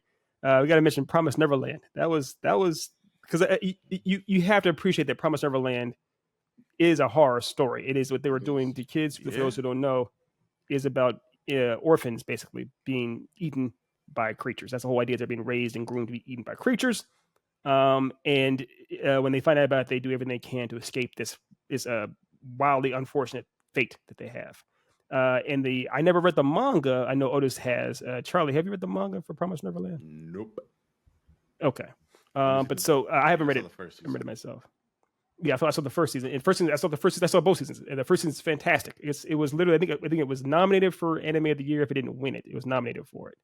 Everyone loved it, and the fans of the manga loved it too. Like Otis, everyone was behind it. Everyone was championing it. And the second season, for some reason, I don't know what happened with the studio, but I think I don't know what happened, but they decided to say, you know what, let's go ahead and condense essentially like 4 seasons worth of material into 1 season, but omit a lot of the things that made it work. And it just like it was. I have never seen something so bastardized and mutilated and infuriating. And I didn't even read the manga. And I can still tell it was just an absolute travesty. That is the ugliest thing ever. So if they ever try to come back to that or bring it back, it would not happen. That left the worst taste in my mouth. It's like that and The Last Airbender film, the movie. Those are like things I feel like, as far as adapting material, that's like the biggest offenses that I've seen. I mean, that's hard to argue because I started off with Promise Neverland as the anime. I watched it, weekly when that was released, and after seeing how good that was, I had to go on and read the manga. Okay. And to see that, between where the first season ended and the second season of anime starts, there are 3 major arcs that happen in between there, where you meet more characters. You see more that's going on in the background. There's actually a build up to the return of Norman, because first you find out he's alive. Second, you find out that he is working on a plan on his own, and then he eventually comes there, and it's like, oh, Norman, you okay, bro? Your decision making is a little bit extreme. You're different. Even for retaliating against monsters, you are operating in brutal means, and there is a very great build up to that, because you could see Emma's character develop further and understand her moral compass towards why she feels how she feels towards monsters, even though they were literally being farmed to feed these monsters. You get to understand how this version of the world came to be and different people's reaction to it. But instead, you get this, like you can say, this bastardized version where you skip literally from the beginning to the actual end of the series, and everything happens essentially off screen, which is like, you can't really show character development if you miss the parts where the character is developed, right? Like, yeah. Because I think he showed up in episode 3, right? Yes. Episode 3 of season 2. It's like, because when I first saw it, I was like, "Yo, Norman's back!" And Otis, I think, because I hit up Otis in the message, like, I was like, "Yo, Otis, do you see this week's episode of Promise Neverland? He's like, yep. I was like, yo, Norman's back. He goes, yep. I was like, that's crazy, isn't it? He goes, you have no idea. He had a very different reaction to it. I was like, huh, That's the what's most wrong? oldest shit What's ever. wrong? Yeah, he was being cryptic, but not like showing his hand too much. Because I was like, Norman's back. Isn't that great? It was supposed to happen like 100 issues later or something in the manga. So I was like, what's going on? But yeah, I realized very soon after how, yeah. Yeah, large gap of time. Skip with there. I'm sorry. Go ahead, Charlie. I'll cut you off. No. Oh, I don't have much to say about it. I didn't see the second season, but I like from what I've heard as far as a lot You're of the good. issues with it, I'm not surprised if it's just an issue in regards to the workload. I think Clover did this, right? Studio Clover. They animated this. Oh, is that one? Okay. Yeah, because I was like, this can't be Mappa. I thought it was Mappa for a minute, but No, it wasn't Mappa. a lot of the issues that we talked, because I did a little bit of research when I was doing the Isekai video for the channel in regards to like how much they're overworked and how much they have to like how much of a deadline they're on. I would not be surprised if it was the situation of like they realized they're not going to be able to get what they wanted to get done by the certain deadline they were given, so they just we're just going to condense this shit down to get it out so we can get this out and make it make sense, because that was because there's no lot, because even financially there's no incentive to condense that all, because you're losing out on potential money and potential that's seasons. that's what it said. You're missing out on 5 seasons, because that's typically what they do. They try to extend things longer so you get more money for it by condensing it all down to one season. Also, it had so much heat. It was like the biggest. Promise Neverland was a major hit with the manga, which had just finished running. I think the first season was a nominee for Anime of the Year. Everyone loved it. There's no reason to not do it better, and it wasn't Mappa. Yes, I know that they is a all series had their you conditions, but you milk that series. Like you give it the Attack on Titan treatment, where you take one season and break it up into 7 years worth of releases. You do not skip from the beginning of the series, which is again award winning and highly coveted, to the end, which is also well taken in the manga form. Yeah, the manga, yeah. Like it's almost like I don't even know what to compare that. It's like if you started Avatar at the Last Airbender, watched half of book 1, and then watched the last episode of the show. Like the growth and development period is completely missed for everyone around, not just for Norman is such a great and well developed character, to the point where, like, me, a person that doesn't even have any tattoos on my body, I want to get 22194 tattooed on my neck. Like, he's such a great character, and to see his spiral is some of the best writing that I've seen. So to eliminate that altogether, and then like not be able to see the true dichotomy between what Emma has to go through and what Norman does by the end, is a travesty. It is. I wonder if it's more or less that the studio that did it was just like, we want to do something else. We're done with, almost in a way. I hate to bring this old chestnut up again, but it's similar to the Game of Thrones, where it was clear that Benioff and Weiss were kind of like, we want to do other things now. We're kind of like only half-assing what we do with this show. Let's move on to something else. If the studio that did this was kind of like, we don't want to do, we're done with, even after one season, they were done with Promise Neverland, and they wanted to just kind of rush it to get over with and do something else altogether. I don't know. They had it's a combination thing. I mean, we had to do the research to find the exact reasoning. It could be the lack of employees. It could be to your point, the fatigue of, or maybe even they had a different project that took more priority, but they're still contracted to do this thing. So they just, we're just going to rush to get this out of here so we can allocate the resources to this main thing we really want to work on, et cetera, et cetera. Obviously, but we know for a fact it was something at the corporate level that killed this show and killed this season. Clearly, yeah, of course. Yeah. It's no shade at all to the animators. Again, we have nothing but respect for the animators. We always do. But yeah, well, what they did is just they did the wrong thing. You weren't supposed to show that yet. I've never seen that before. I've never seen that next before. year, that's when we were supposed to get to where they were. Yeah. So that's all. Right. So that's all we got for that portion. Yeah. So but you want to do your great the horror series, Good, the Bad, and the Ugly. So a special shout out to From, which is in its third and I believe final season currently. A great series. I highly recommend it to both of my co-hosts and to anyone watching this. It's a trip. I won't. I've been waiting for it to finish so I can get that free trial and go ahead and binge that free trial. Yes. Was it's highly Stars Plus some? MGM Plus. MGM Plus, yeah. It's MGM Plus. Okay. Yeah. I'll also give a shout out had to a real. service. I think it's very recent. I think it's like just this year, or and then last year it came out. It's very recent. It launched with this series, so it's been out since 2022. So 3 years. Okay, it's fairly recent. The one I'll give a shout out to real quick as well is Interview with the Vampire, the series, which is also on. I think it's MGM. I think it's on MGM as well, or no, that night. It's on. That's AMC Plus. AMC Plus. AMC Plus, yeah. It's AMC Plus. That one is spectacular. That's one I haven't spoken about with you guys yet, but I've covered a lot of it with Tap and No Cap and those guys, and we've like talked about it to exhaustion. But that first season, I gotta go back and catch up on the second season now. But that first season was fucking some of the best writing, character development. Like, there's not too many better things that I've seen than that first season of that show. Yeah, it's really good. I was gonna bring it up, and Charlie guessed more than I could, but it was because the thing is, it had your boy Grey Worm from Game of Thrones, and it's up in there. He's also an R&B singer. He is. I didn't know that. Yeah. It's interesting. Fair enough. But he definitely was crushing it in that show. I do not know Anne Rice's. I've never read any of Anne Rice's actual work. I'm familiar with her. She has several different series in the monster genre. So I don't know if this series is closer to her vision, or if the movie with Brad Pitt and Tyler. This is supposed to be closer to the book. The movie was supposed to be a deviation. It's okay. Yeah, it's closer to the book.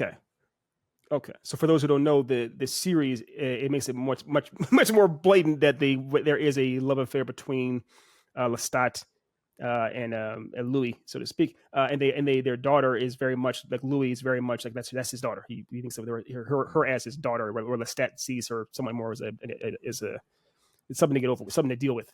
But there is an episode, I'm not sure if Charlie can remember it. I think it's the 5th episode where Lestat just like there is a very very toxic relationship, but to see like Louis just like. Yeah, when Lestat like loses it, just like takes all his rage and anger out on Louis. That episode haunts me because it plays the music that plays in the background while he's just like destroying, basically trying to kill an unkillable immortal, is brutal. And where his daughter has to watch it happen and she can't help it is a. If you have issues with domestic violence in the past, do not watch this series. It is not for you. That one, yeah, it will trigger you. It'll trigger you, yeah.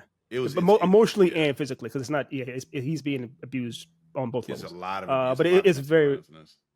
Yeah, but it's a very, very good series. I haven't watched the second season yet either myself. I found out that they recast what's her name? The daughter. Yeah, I need to watch that. She's really good. She's still really good. Okay, she's told up. Okay, all right. Yeah, it's not a massive fall off. She's still like really good. Okay, because she was her story was fantastic as far as in the first season. I was like gosh, it's very tragically beautiful kind of thing. But yeah. But yeah, anyways, that was my gush for like great. If I had a great, I know Charlie had a great or something you want to try to know about. Yeah, it's just them. It's not an anthology series. It's more of those. It's kind of similar to how the timeline works for American Horror Story, where there's a new setting or a new time period, but it's still. Well, I didn't know it's connected at all. I thought it was an anthology series up until the ending of the second season, where you find out it's tangentially connected to the first season. But yeah, again, for me, I've talked about diversity on this platform and any platform I'm on, it will always be preached. So seeing these Black people take front and center and get to act their ass off, and I got to see a lot of myself in that. Also, regards to how well it was written, like literally, I thought it was very, very, very similar to a lot of Jordan Peele stuff in regards to a lot of the social commentary that was added on there for the time period. The first season, I understand people were having a lot of issues with the racial epithets being really strong, which it was, because it's about Compton in the 60s, where it was still a majority white people there, and like there being the Black family move into Compton, and what they went through in that scenario. So you can already imagine all the things they go through being a Black family in a predominantly white suburb in the 60s. Not even 60s, I think it was like the 40s, actually. I'm sorry, the 40s. And then the second season being more of a serial killer series where you're following this killer around, and this cop is trying to solve this crime and uncovering that. And then you have great actors like, oh my god, she was Jackie Brown. Oh my god, I'm blanking on her name right now. I feel so bad. Pam Grier. She's in this series, in the second season, and played an amazing job in the series. I made a video. I think that's like one of my top 3 most seen videos on my channel on the second season. But it's great. Highly recommend that show for a lot of people if you haven't seen it. I'm gonna watch it now because Pam Grier's in it. I didn't know that. She's in the second season, yeah. Mm-hmm. Love me some Pam Grier. But yeah, that's all I have. That was I thought we were doing in my mind. I don't know why you said good, bad, and ugly. I thought good, great, bad, or great, great, terrible. I don't know. I am the old one. I am the old one whose brain is because we all had a follow up one to we did have a gush great over at the end, so it worked out. We did have a great to gush over. I'll tack on to what Charlie said real quick. I'm sorry about diversity.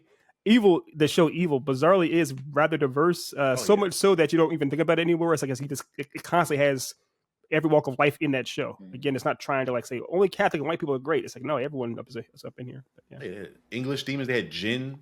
Jinns were a big thing in there. There's a jinn in season 2. Yeah. There's Muslims. I mean, there's The jinn and Let's not. Do you say juicy? They say. Don't get us canceled. Don't get us canceled. Don't do that. Don't do that. Don't do that.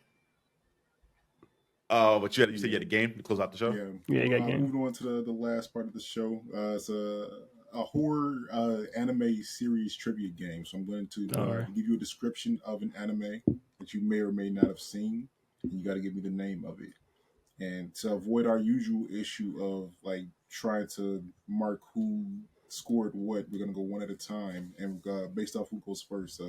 Think of a number between 1 and 10, whoever gets closest without going over. You got it. You go first, Charlie. You old man. I'm going to have to say. Shaboing boing. Yeah, we'll go with that. We'll go with that. Boing boing. That's 3 syllables, so I'll give you 3 for that. I must just say 7. I'll go easy. Say 7. So actually, Charlie wins that. The number is 4. It's a boing boing for the win. Okay. It's a boing boing for the win. Here's the thing. He gave you that, man. He could have said disqualified. He should have said disqualified. But you don't want to air. You don't want an Otis button on this soundboard. That's what you don't want. Otis button? What would that even? You know what? No. Don't ask. Don't ask. Please don't ask. Please don't ask. Please don't ask. I'm always trying to ice skate it. Yeah. We still got a clip in here. Caveat to this: if one of you guys hears a description on the other person's turn and they don't guess it, you can steal. But Charlie, the first one goes to you. This is a gimme. These are anime too. This is gonna be crazy. This is gonna be tough for me. I mean, we're gonna scale up. We'll play the first person to get 5 points. We won't go keep it all too long. I bet. All right. A young boy goes on a date with a mysterious creature. Ends up with superhuman powers. On a date with I know this one. Wait. Mm-hmm. Wait, is this? No. You said anime though. Anime. Yeah, I know. Specifically anime. It's not Tokyo Ghoul. Is it Tokyo Ghoul? It's Tokyo Okay, Ghoul. I was about to say it's been a minute since I've seen it. I couldn't remember if he wanted a date with her or not. Yeah. He doesn't get him. He doesn't get him from her. But no. Yeah. Well, he gets him. Well, yeah, he's getting him from her. He does. Well, after being crushed by a building and getting surgically implanted with ghoul parts. That's what I'm saying. It's yeah. How do I watch that first season again? It's been again. That's one. The first season again is great. I know it was. Read the manga. It's so great. The manga for that series is really high tier. The first season is fire. Period. It's perfect almost. They but deviate heavily from the manga from the second season on, but man, this is some of the best writing that I've seen in a horror series from Tokyo Ghoul. So yeah, shout out to that. Yeah, friend of the show. Ashley loves it to pieces. It was on her last week. The Inferior animated version. The entire. Yeah, she does. But we've talked about this. We talked about it before. Yeah. I don't think we having the time to double back. I'm like, all right, I'm gonna read my comics and then I can watch the anime and still get both things. All right. Yeah. This one should be another gimme for you, Brody E. Humanity fights for survival against a massive humanoid monsters in a post-apocalyptic world. The problem is that could be almost. It could almost seemingly be multiple things. Mm-hmm. I'm trying to be a little ambiguous here, so it's not too easy. But yeah. So I mean, my first guess would be like I don't know, Kaiju number 8. It could be that for all I know. No. You said it. You said it. Yeah, I said Kaiju number 8. Yeah, Kaiju number 8. I'm going to repeat the explanation for you. Oh wow, are we doing this now? That's what we doing? No, I mean, nah. You got Kaiju number 8 is the incorrect. Actually, go ahead, Charlie. Yeah, Attack on Titan. It's Attack on Titan. Yeah. Oh, okay. Yeah. But read it again though. Read it again. Yeah. Humanity fights for survival against massive humanoid monsters in a post-apocalyptic. Oh, massive humanoid. Okay, yeah, Mhm. yeah. He said Yeah, for the post-apocalyptic, and I was like, okay, there's not too many post. No, he did say humanoid. But I guess the thing is because I stopped watching Attack on Titan so early on. It was my jam. So yeah, it's I feel a way about Attack on Titan the way that Charlie feels about zombies. So I have a very thorough list of feelings about Attack on Titan that will be thorough feelings. Yeah, there's an array. There's some good ones there, probably. Sure. Going to another for Charlie. Yeah, scale it up a little bit here. A cursed classroom faces gruesome deaths, and students must uncover ghost identity to break the curse. Cursed Classroom. Cursed Classroom. This is a popular series. It's been out for almost 20 years at this point. So it's on Netflix. I thought it was in the 90s. I thought in the 90s for the manga, at least. Yeah, I think the mangas, but the anime itself is 2000s. Like early 2000s? Like 2008. I didn't watch it until a couple years ago. It's not no. Cause you said I said classroom, and immediately my mind went to it's a horror series too. It's a horror animated series. It's very short. I think it's like it's not too short. Yeah, it's like 24 episodes. Like getting their names. Maybe a bit more than that. Damn. I'll tap out by saying Dead Man Wonderland. It is not Dead Man Wonderland. Oh. That is not a terrible guess. That classroom. Yeah, I was like, cursed classroom. Man. Yeah, that's a whole assassination classroom for a second. But I'm like, no, they're not killed. They're not cursed. Charlie. King of the Comics. Do you want to steal this one? Wait, so he said Dead. You said Dead Man Classroom, right? I said Dead Man Classroom, right? Dead Man Wonderland. Dead Man Wonderland, which is great. I was gonna say Assassination Classroom. That's what I thought it was. It is not Assassination Classroom. Oh, okay, that's what I thought it was. A series called Another. Yeah, I've never seen that. Another. Okay, I haven't seen that one. A classic anime horror series. One that I highly recommend. Short watch. I'll make sure the episode count. But I want to say it's like 12 to 24 episodes. Yeah, because he gave me like it's available. I was like, oh, that makes sense. And I'm like, oh no, that does not make sense. What I thought. 2012 is when it came out. It's 12 episodes. It's on. That's real short. It's on Crunchyroll. Okay. Mm-hmm. Another. I highly recommend it. The art has a girl with an eye patch. Highly recommended series. If you haven't seen that and you're watching the show, go ahead and check. One of my favorite tropes. My favorite tropes is girls with eye patches. I love it. All right, Brody E. I guess I went a little bit too deep in the bag, so I'll go to a simpler one. No, I gotta give you a silly. No, that's fine. Don't be giving us the easy ones now. What the hell? You're good. So this is an older series. This is a series that came. It was actually out in the Tsunami era. So just to give you a bit of a frame of reference for it. A young man investigates eerie ghost sightings at an abandoned hospital, revealing a terrifying force that feeds on fear. Can you repeat it one more time? A young man investigates eerie ghost sightings at an abandoned hospital, revealing a terrifying force that feeds on fear. Damn it! It keeps breaking up when you read it. It's like the last half. If you read that at least. Maybe. Okay. I'm trying one more time. I'll get a little close to the mic. No. I thought he was messing with you for a second. No, I'm definitely not. A young man investigates eerie ghost sightings at an abandoned hospital, revealing a terrifying force that feeds on fear. I see. Okay, perfect. Thank you. Okay, it does sound familiar. He said the Toonami era as well. I think it was Toonami era was kind of like, yeah. Toonami lasted a while. That's the thing. Yeah, this is a little bit of a deep cut, so I'll go back to an easier one if you guys don't. No, you're good. You're good.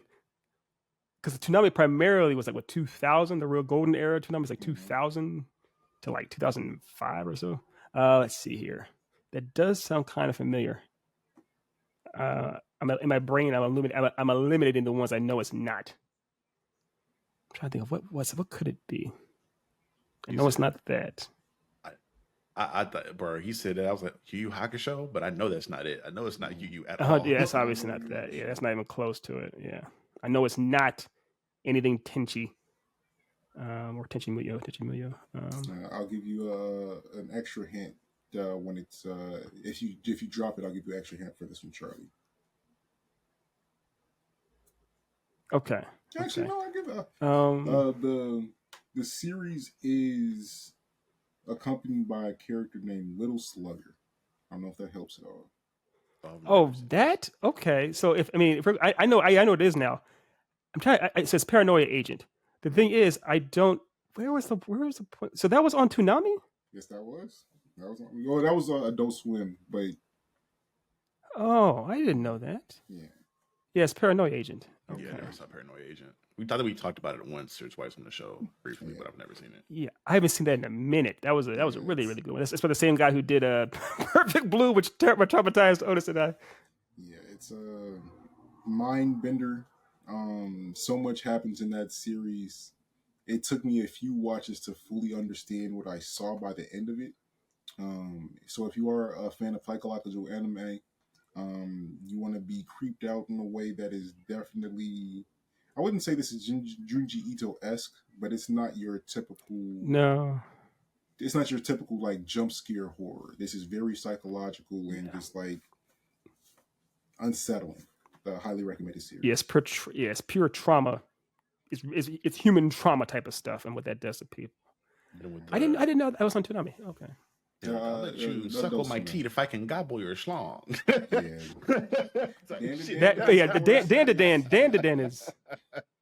Dan is great though. Dan finds a way to mash the horror and the comedy very well. It's a whole. You can almost say it's a comedy with horror as opposed to. I think anime probably does it the best just because it's a lot of like physical comedy. Yeah.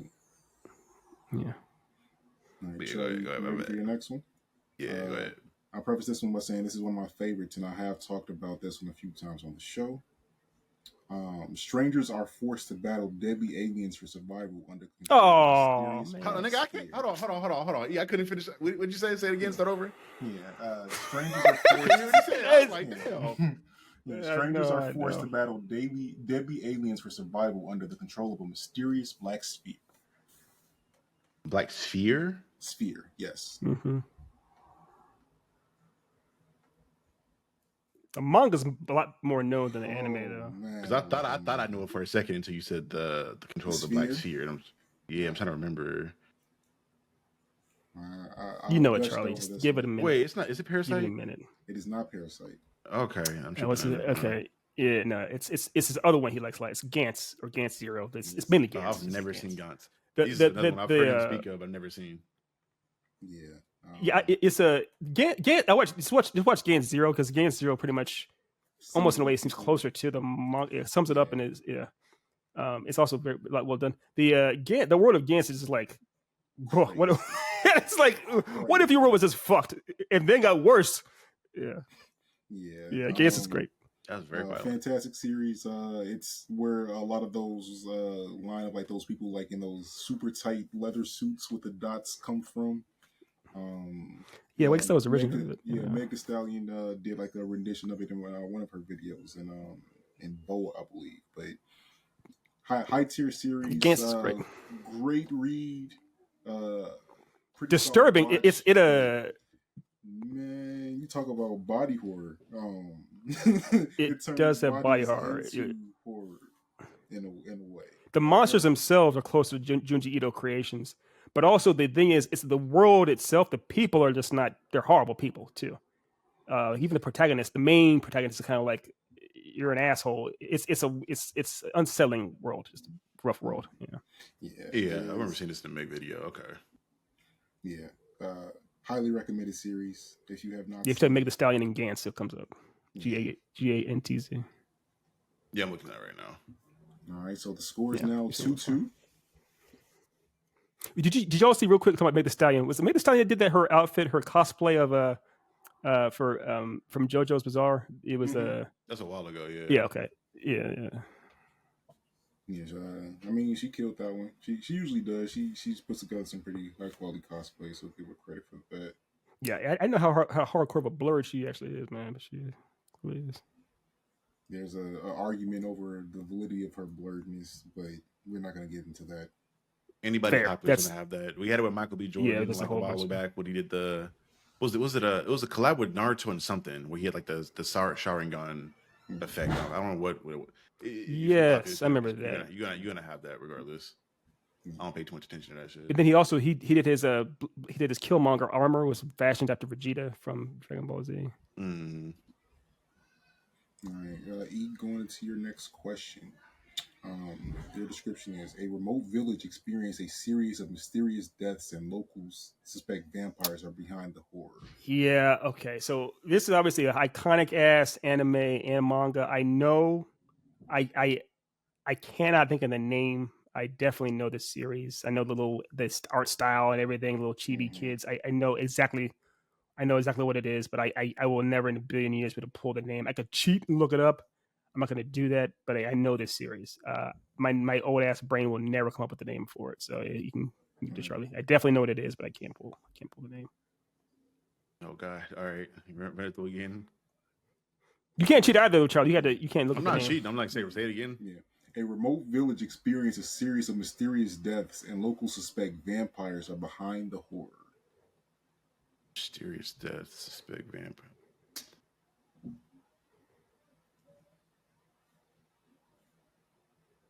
I'm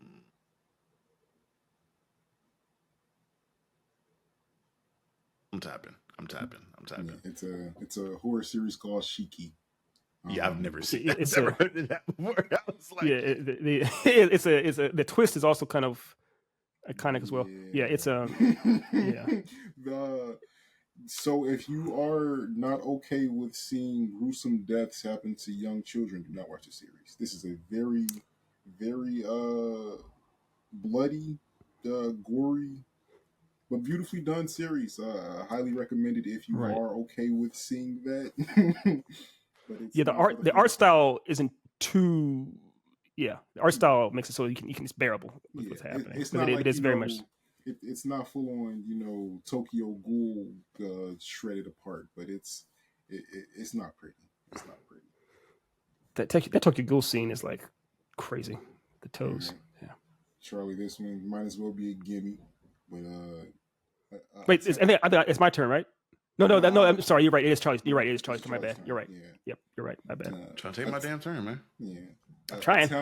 A town falls under horrifying obsession with spirals leading to body horror and madness. Uzumaki. Yeah. So that is 3 for Charlie, 2 for Ethan. E. A high school student gains possession of a notebook that allows him to kill people. Man, I have no idea. I have no idea. Just maybe possibly Death Note. Yeah, I mean, see, it's fair. If he's gonna give you one, Charlie, you have to give me one. I ain't mad at it. I was about to be like, is this old ass gonna forget this? Let me see. It would happen. I'll surprise you. All right, Charlie. In a quiet rural village, strange disappearances and murders occurred, leading to paranoia, horror, and dissension among residents. It's another. Disappearances occur and to dissension. That description's a little.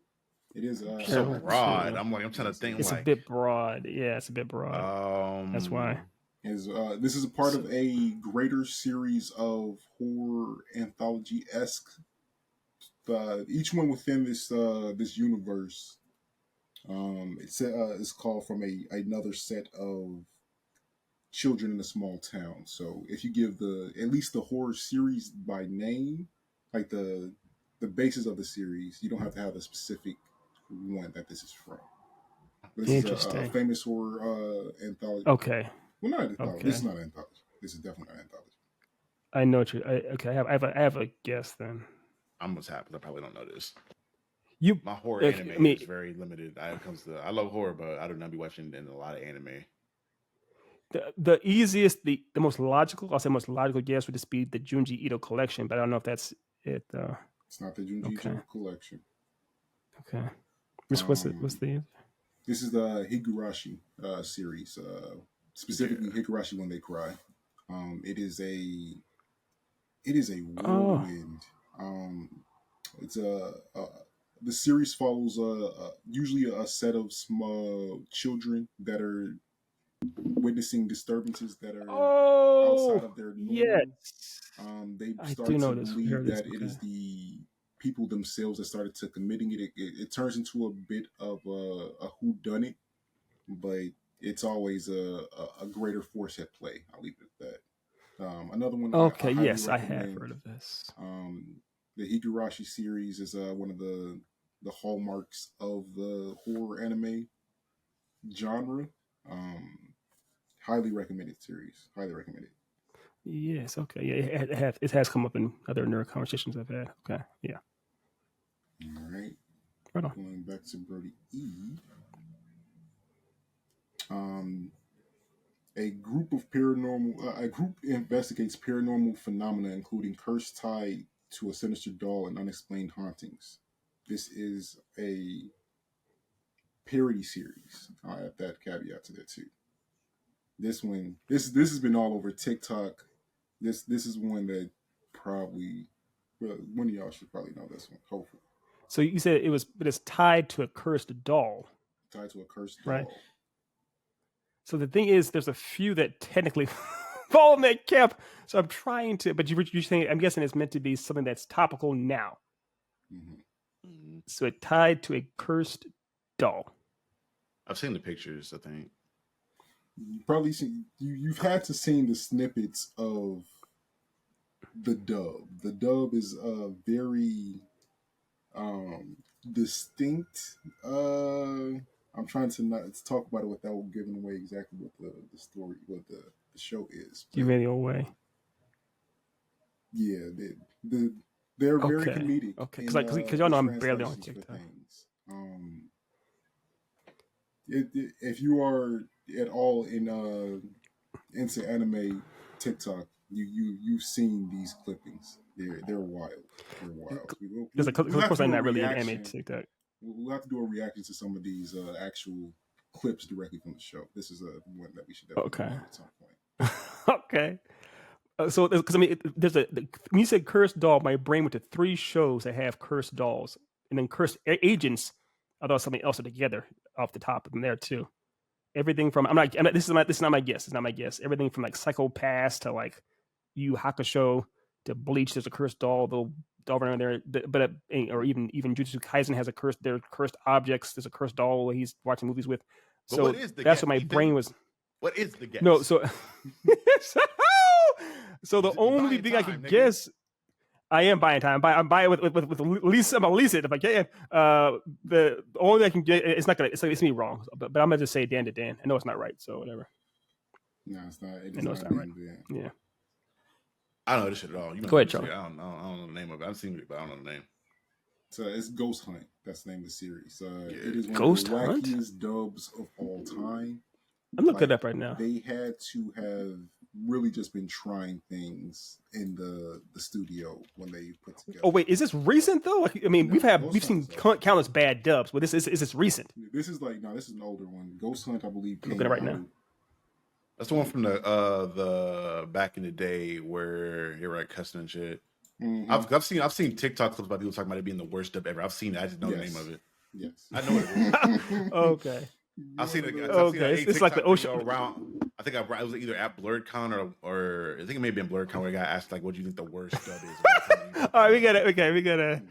All right, we gotta look into this later. Okay, all right. Because I never seen it before. It's really Okay. funny. All right. Yeah, I'm gonna watch this later then. For Okay. sure, have to do like some reaction videos to this. The voice Yeah, actors we gotta were like watch some trolling. reactions to They were that. like trolling when they were recording. that's the actual voice of themselves. Like we don't give a shit. That's awesome. I love it. All right, going to the next one. This is for Charlie. An exorcist confronts malevolent spirits in various forms while exploring supernatural. That's not a good enough description. I can get a better description. Yeah, it's too vague. I'm like, That's well, that's that is 1,000 way shows. too- yeah. What was that show? I'm curious what that show was. They was trying That to was describe. that was Mononoke. Oh, I would have gotten that right either. Yeah. With the film? No. Not Princess Yeah. Mononoke. It's a series. Okay. It's a horror series called Mononoke. Okay. All right, I'll give you this one. In a dystopian city plagued by sorcerers, a man with a reptilian head hunts for a sorcerer that's cursed him. I know this one. I've seen this. I've seen Yeah, the you anime. know it. This is my issue with anime. Is like I usually have seen them before. I know what they look like if I see the pictures, but I am horrible with fucking Japanese names because I will fuck them up. Yeah, so some of the bad. names are weird too. Yeah. This is a weird name one. I can't argue that. Yeah, I don't know the name. I know what it is, but I don't know the name. Yeah, it's a Dororo. No, it is not. It's not. What's this one called? It's Dorohedoro. See, that's the see. It's like it's so that is so like come on, man. But it's Dororo. That's Dororo was the one where the baby was born without any limbs or face, right? That's Dororo. Also one. And Dorohedoro, yeah, that's the one with the alligator head. Yeah. Here's the thing, you never. You didn't have to not. It's the goddamn Japanese names, man. Yeah, by the way, no offense. Shout outs to our Japanese brothers. We love Japanese. This is a wacky Doro, series yeah, on man, Netflix. his names. Crazier It's great. manga. Definitely I love it. recommended. I love it. But it is. He will literally bite their heads and say, "Do you recognize this?" Yeah, it's fantastic. I haven't seen it in a couple of years though, so I thought I got them mixed up. Doro, and then Dorohedoro. But it's my bad. My bad, Charlie. You're not bad to me. You get the point. Yeah, nobody got that point.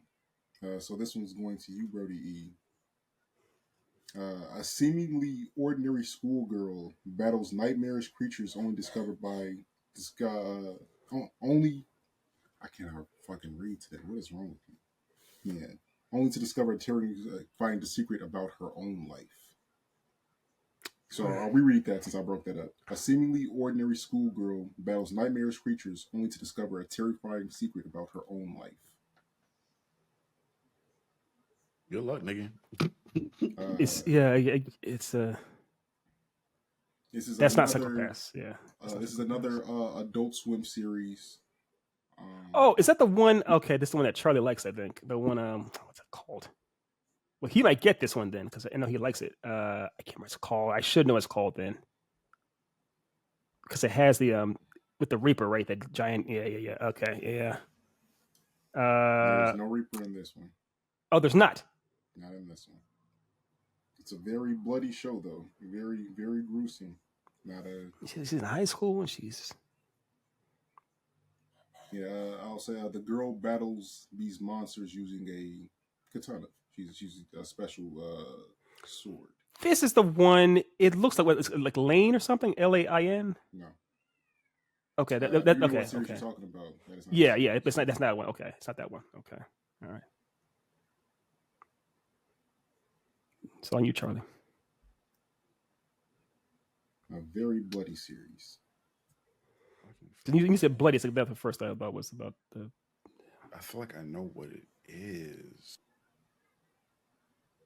A spirit.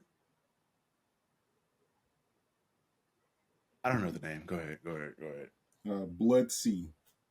Oh, I've never seen that. Never mind. Blood Sea. I haven't seen that one before. Okay.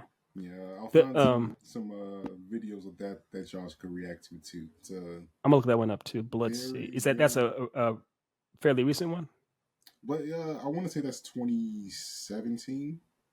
Okay, so that's fairly that's recent in the whole scheme of things. That's fairly I've recent. heard of it though. 2011. I'm way off. Okay, never mind. It's a bit more. That's a little further. That's right in your fucking your alley, isn't it? It is in my wheelhouse. The thing is, that was after Toonami, and then it was before Crunchyroll. So it's kind of like you had to have effort. You had to put some effort into kind of tracking that one down for a series. Yeah. All right. This is on Charlie. This organization fights supernatural threats, including vampires, ghouls, and other creatures with the help of their own vampire. Oh man. Hellsing or Hellsing Ultimate, whatever you want to call it. Yeah, Hellsing. Yeah, it's definitely Hellsing. That's only a thank you, Team 4-star. that was pretty iconic too. Their Hellsing Ultimate dub is fucking hilarious. That's an old school too. That was been like since what 2002 or something, or even older. Ultimate. I want to say that's 2000. No, I mean the original. Because I watched. I was in college. The original Hellsing. That's like, that might be like late 90s. 90s maybe. Yeah, because I watched when I was in college. We're Nazis, uns vampires, uns blood, uns shorts. Yeah, that is an accurate description. Yeah, it's very, very accurate description. There's no, yeah. All right, E, this is another iconic one for you. A mutant girl with telekinetic powers escapes captivity, leaving a trail of carnage in her path. Oh, yeah. It's the most like iconic, like at the yeah, giant metal elfin lead. Yes, it is. Yeah. I only know this because my friend showed me, like, he made me watch like a clip of this in like middle school in 7th grade, and I was like, "Nigga, what are you watching?" I was like, with my boy Alec, I'm like, "What's your freaky ass in here watching, bro? What is this?" That's some shit. That's some shit like you watching like when those memes when your parents come in and you watching anime and it's like, what's the shit weird shit you watching?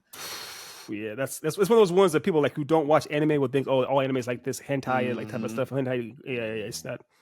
That's a lot. That's a lot. It's actually a good series, but it's a lot. Yeah. All right. So you guys are both tied at 4. To make this one interesting, there's one that you're holding back that we know that you have, but that's that one that we both want to get. 2 actually. Yeah, there's a couple, but yeah, I feel like that's too easy. It probably is. All right, here's another popular one. Going to Charlie. A timid young teenager becomes a part demon to fight evil forces. He has to stop an oncoming invasion of powerful demons. Becomes part demon to stop demons.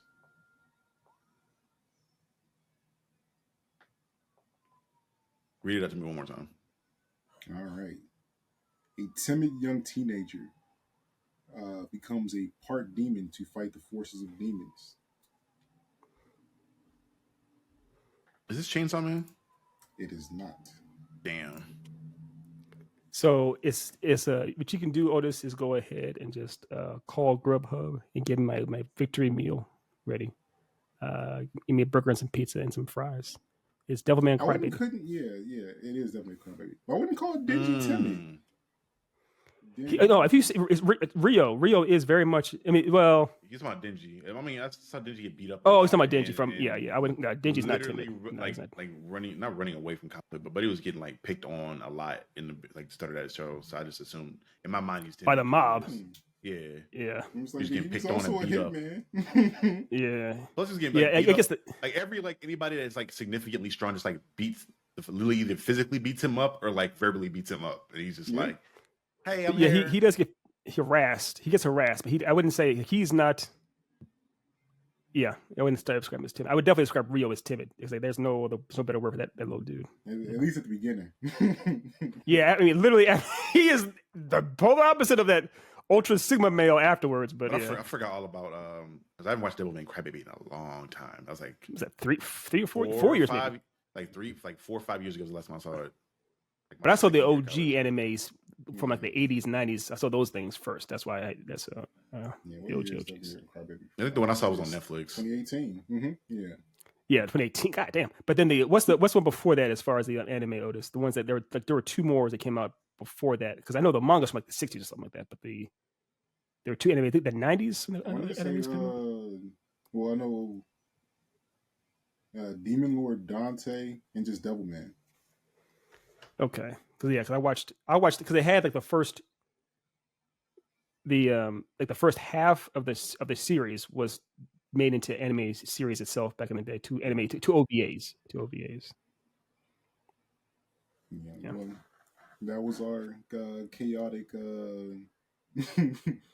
It was chaotic because I have an old man brain. No, also because like a lot of these explanations like are fitting for multiple anime. Yeah, they're so like, generic ass. It's like this. And I don't normally watch a lot of horror anime. I'm usually either watching like a horror, like a lot, because for me, in a lot of the horror that I enjoy is like, if it's not the actual story, it's the gore, and you can get some serious gore animated wise. But I just love seeing how like in live action what they do to make this viscera look real with like pigs' bodies and practical shit like that. Effects. I need to get into, I need to watch more horror anime in general. But I have not watched enough to like I go on a trivia match with them. I think what it is too though, Dev, if you go into like ones that are good about the psychological horror, like I mean, we talked before about like Paranoid Agent or Perfect Blue. So the gore is somewhat there, but it's not about that. So it can still get under your skin. I flubbed it with like Gantz is one that actually kind of does both in a sense where it is very much just like the world is so fucked, like you feel bad for them. But I flubbed it with I flubbed it bad with Doro, and then also I just missed Attack on Titan. That's on me. But I mean, one that I would recommend for Charlie, I really recommend that Higurashi series. Knowing that you like the Junji Ito stuff, this is in a similar vein to that, but it's not necessarily about the body horror. It's heavily into the psychological side of it. Yeah, shoot me like a picture of it so I remember to go do it. Because I know I'm gonna watch that, and I'm probably gonna watch Gantz just because I've seen katanas in action, so I was like, yeah, I already know. I know where I'm on with that. I know what I'm on with the katanas. I gotta peep that. Gantz, yeah, that's a ride. Another one. I mean, I do recommend the manga over the anime because the anime diverts from the manga towards the last part of it, and you kind of miss portion of the story. Yeah, it's not even there. It's not even there. There's a movie, right? Gantz. Yeah, watch the movie. It's an animated movie that takes like one specific instance and turned it into a movie. Gotcha. It's an encounter. Yeah. Yeah. But again, it's this very abysmal, like dark, creepy world that they live in by in of itself. It's like this is just one of the cruel people that might be worse than Attack on Titan. Oh damn! Yeah. Oh fuck! Yeah. Oh my god! Yeah, it's just unfair. Yeah, it's unfair. And like when you're caught in it, you don't have a choice but to be there. Like it's not optional for you. It's you're here. It's the whole.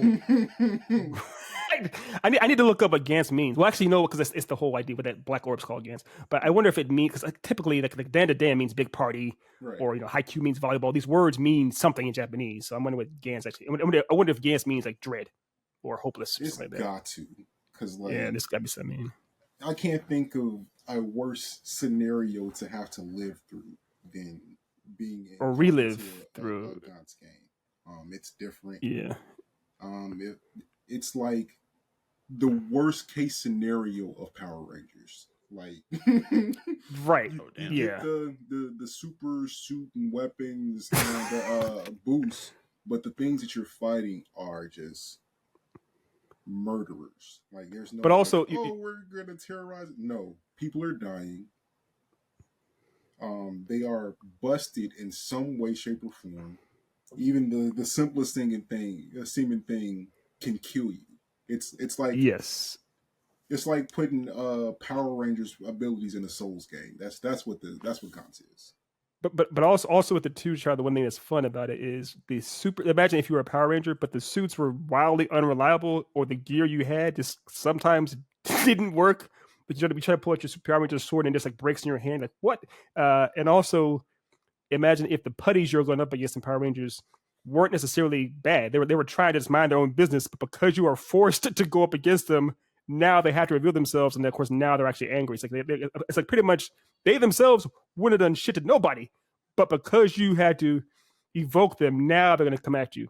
So it's almost in the sense like you actually everyone would be better off if no one had to actually get because of this stupid little ball called Gans that's making you guys fight each other to the death. It's wildly unfair. Yeah, let me check it out. I'm checking it out.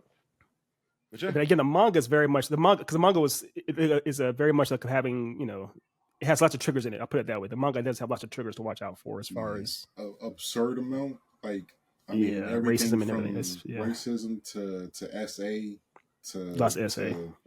To just bullying, really gruesome stuff happening to people on screen. It's not your regular like horror thing. Yeah, that guy had he's working through some stuff because his follow-up series was Inuyashiki, which is all about a teenager. Which is so.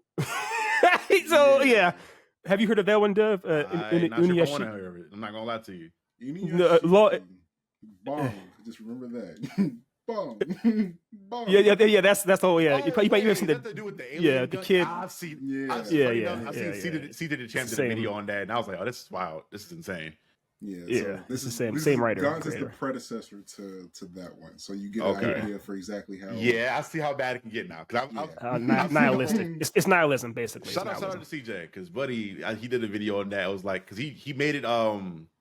I think it was either the Black Air Force activity video or like he had another one where it was like he loves those Black Air Force energy. He has one. He has one of like the asylum people where he'll like pretty much just like count off like your crimes. And he was like counting down like how many like the life sentence or like how many body count. And I was like, damn. He's like the round table of haters, what have you. Like it's full of Yujiro Hanma and everything. Yeah. No, but highly recommend Gaunt's. Like I mean. I know I throw an infinite manga to read too. Like that manga is so crazy, and the metaphor that you get from it by the end, it's like damn. I can't spoil it, but oh man, you would dig it, Charlie. Again, if you can get through some of the because it's a bit of its time when it was made. So it was made back in the 90s, I think, or so. So if you get through some of the I just watched Claymore and like it's probably my top 5 favorite anime I've seen. Claymore is great. Claymore. You have to finish the manga. I haven't read the manga for Claymore. It goes on. So Claymore is very dark. The anime ends. It's only 25 episodes for the manga. Anime it's like 20. I think it was 26 or 28. I think when I saw it. It's very short. Yeah, that's also very very dark and very unfortunate. That's a sad ass world. Beautiful story. I mean, one of the most badass female protagonists you're gonna see. Period. I'm getting one of those swords. I don't know how I'm gonna fit it on my rack over here, but I'm getting a Claymore sword to go up somewhere. Claymore, yeah. I gotta find someone. By the way, are we still recording? I'm so sorry. We have to wrap it up. But yeah, y'all. Thank y'all so much for tuning in to another episode of the Then and Now podcast. Before we get up out of here, is there anything you guys want to shout out or mention that is coming up soon? The usual. Look for content from blur.com. We've got a lot coming to our YouTube. Be on the lookout for it. Professor. Shout out to Tyler Hoechlin, who played Superman, aka Clark Kent, in Superman and Lois. I met him at the gym this weekend. He was actually a really, really cool dude, bizarrely cool dude, really chill dude. And when he found out that I was a nerd, he didn't believe me. We were joking about it, and I showed him on my phone that it now podcast. He was like, "Yo, no way." He was actually a really cool cat. It's they always say you don't meet your heroes. I'm not saying he's my hero, but it's in Hollywood there's kind of a policy where if you see a celebrity, you don't always necessarily say anything to them because they may go the wrong way. But he was really, really cool. Came over, asked me what my name was, and I was with a lady friend. He asked her name. He was extremely, extremely nice guy. So shout out to Tyler Hoechlin, aka Superman. It's a good dude, man. Glad you're a good dude. Teen Wolves. That's what I. AKA one of the Teen Wolves. Yeah. Shout out Tyler. For me, just a lot more streams coming up because November is going to be a kind of a breather month for me because I kind of went berserk, no pun intended, with the Halloween content. Some pun intended. So I need to recoup some funds and some energy to get ready for a couple of trips I want to take in February for my birthday stuff. As well, so I think the only biggest thing I have coming is a video that me and Ethan are collaborating on for the Revenge Story stuff.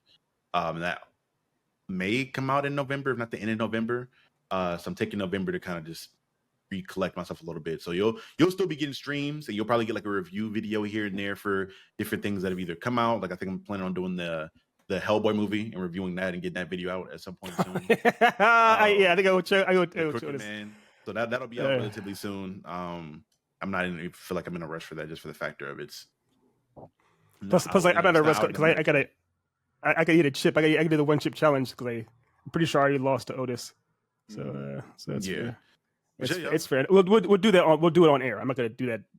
No, you I'm not gonna do it where I have to do it again. You doing it it'll be on air, and we're gonna just go through the whole show with you eating that chip. No, here's the thing. Here's the thing, man. I don't want to have to like try to do a show while my mouth is. No, that wasn't part of the deal. That wasn't part of the deal.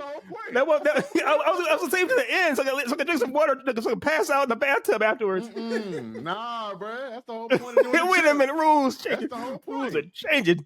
Rules are changing. Do it for the content. But yeah, y'all, this has been Lelouch Reed, Professor E, King of the Comics, Ethan Murphy, and Captain Diesel, and You're listening to the Then and Now podcast. and we will see you guys later. Peace. Netflix, Amazon, y'all can definitely learn from. That show is high tier. Go pick that one up.